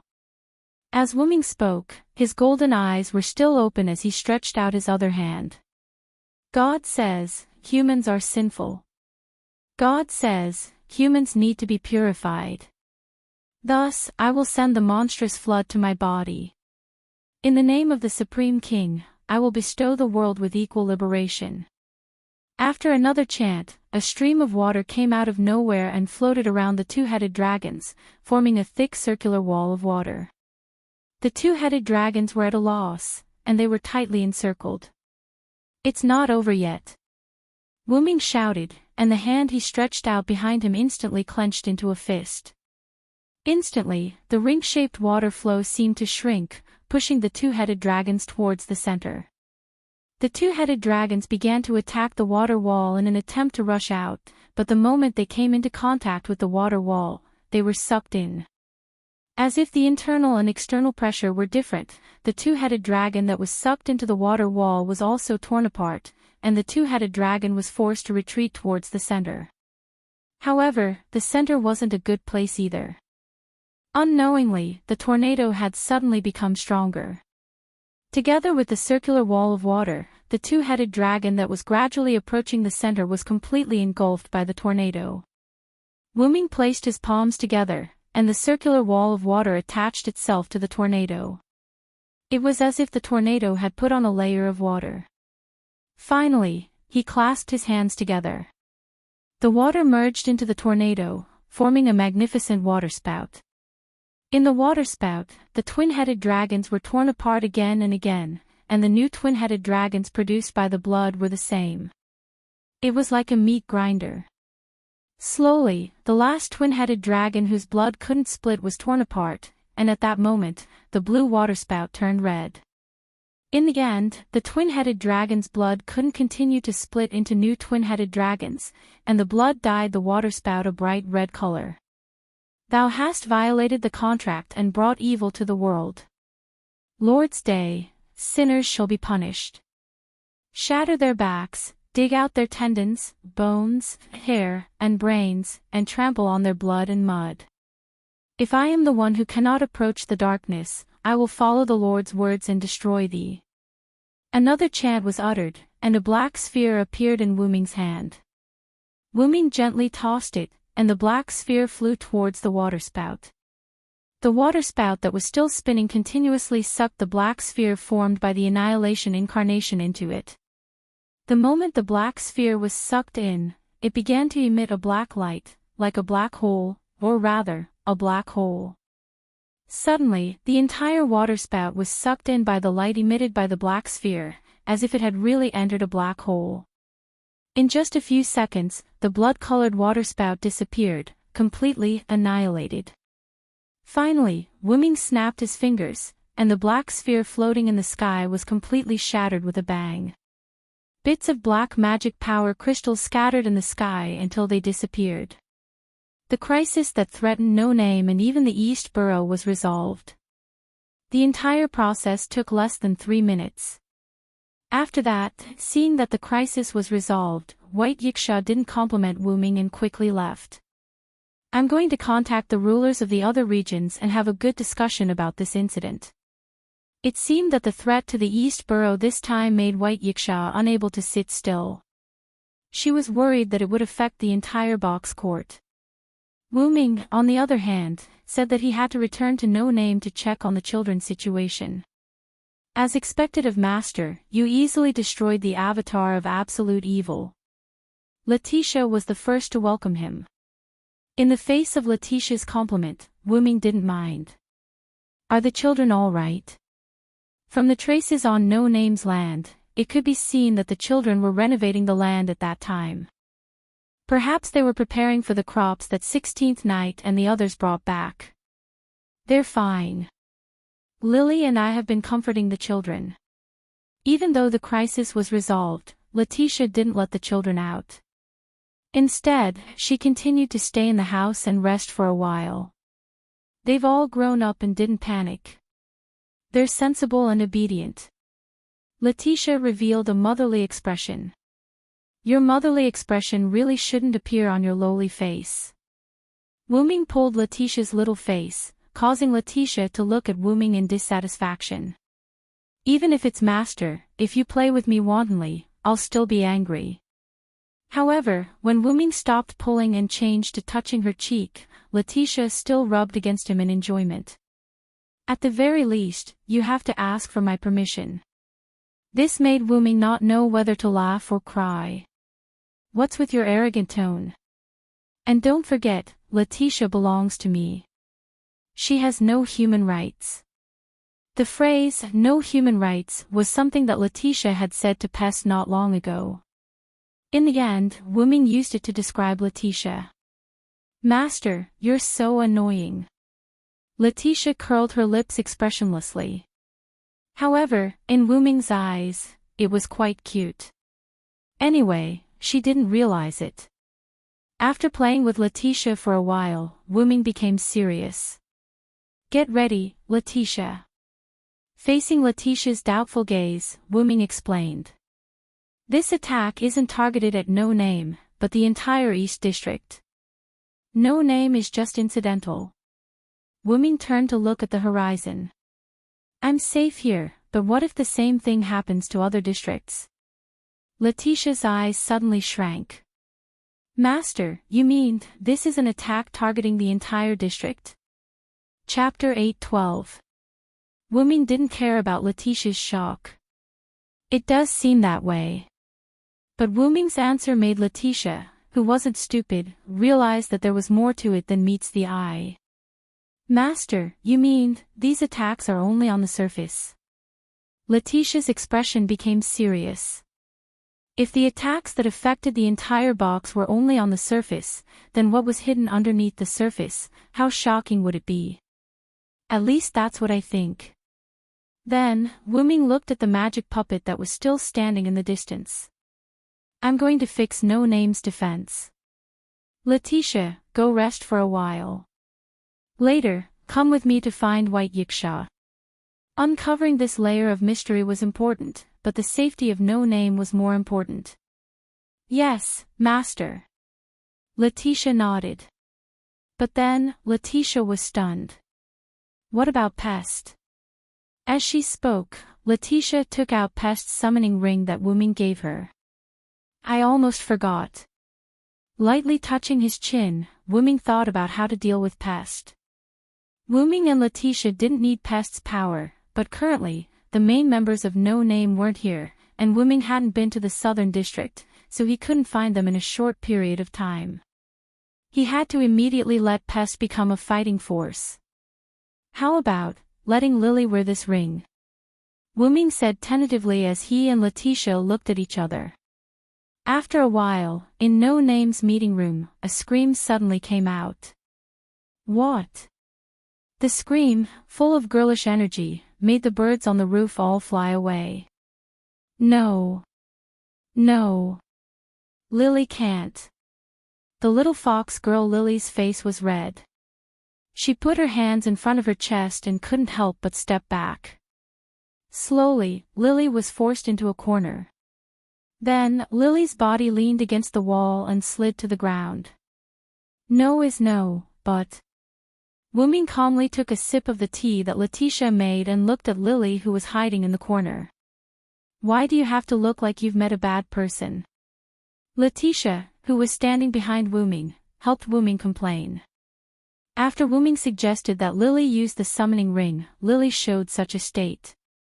In short, Lily can't. Lily, who was sitting on the ground, kept shaking her head. Master Villo and Lady Letitia are both here, why do you want Lily to use the summoning ring? Lily's face was a bit unnatural. It wasn't that she hated the devil, but Lily felt that she would waste of this power. Since Lily doesn't agree, then let's change our method. Letitia was still very soft-hearted towards the children of no name. After all, Lily was still a child. If possible, Letitia really didn't want a child like Ren to stand out. Actually, this is what I'm thinking. Lily has been staying in no name all this time. For now, letting her use Pest's ring is the best solution. Wuming finished the tea in his cup and put it down. But since Lily is unwilling, I'll change my plan. Wuming's words made Lily sigh in relief. Although she felt that she couldn't bear the devil's power and would waste this power, if there was really no other way, Lily was willing to accept and work hard to motivate herself. But since there was another way, it was the best. Master, do you have any other ideas? Letitia felt that her master was omnipotent. I know of a ritual that can use a holy relic to summon the clone of a deceased person called a heroic spirit. Holy relic. Heroic spirit. Heroic spirit. Clone. Letitia and Lily were confused. The box court world didn't seem to have the concept of holy relic and heroic spirit. Simply put, it's using an antique to summon a spirit. By the way, I can be considered as a summoned spirit right now. Is that Lord Villo dead? Lily's face instantly became sad. But Wuming didn't know whether to laugh or cry and shook his head. I'm here to find my body. I'm not dead. Calm down, Lily. Right. Right. Lily's cheeks became red again because of embarrassment. Because Wuming was too much like a normal person, Lily forgot that Wuming was actually a spirit. Behind Wuming, Letitia's cheeks also became red. She also subconsciously ignored her master's identity. In short, if you use the ring that summons Pest as a holy relic, the success rate of summoning Pest is not 100%, but at least 99%. After all, that ring was used to summon Pest. There was no reason for the summoning to fail. Then, Wuming took out the ring to summon Pest. Moreover, Pest summoned as a heroic spirit might be able to increase his strength. And this would solve the problem of Pest's strength. Of course, the specifics would only be known after the summoning. Wuming started drawing a magic circle in the meeting room. The materials used were naturally from No Name's warehouse. Although No Name wasn't particularly rich now, it was still considered to be in the middle class. He melted the gemstones with special magic to obtain the gemstone solution.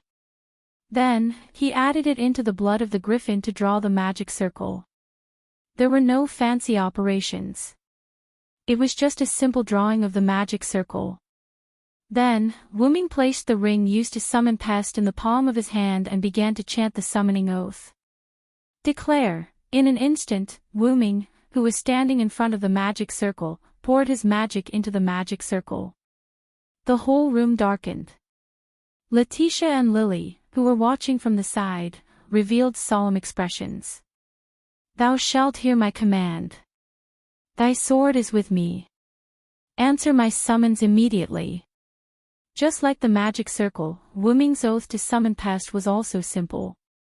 Instantly, the magic circle and the ring on Wu Ming's hand lit up at the same time.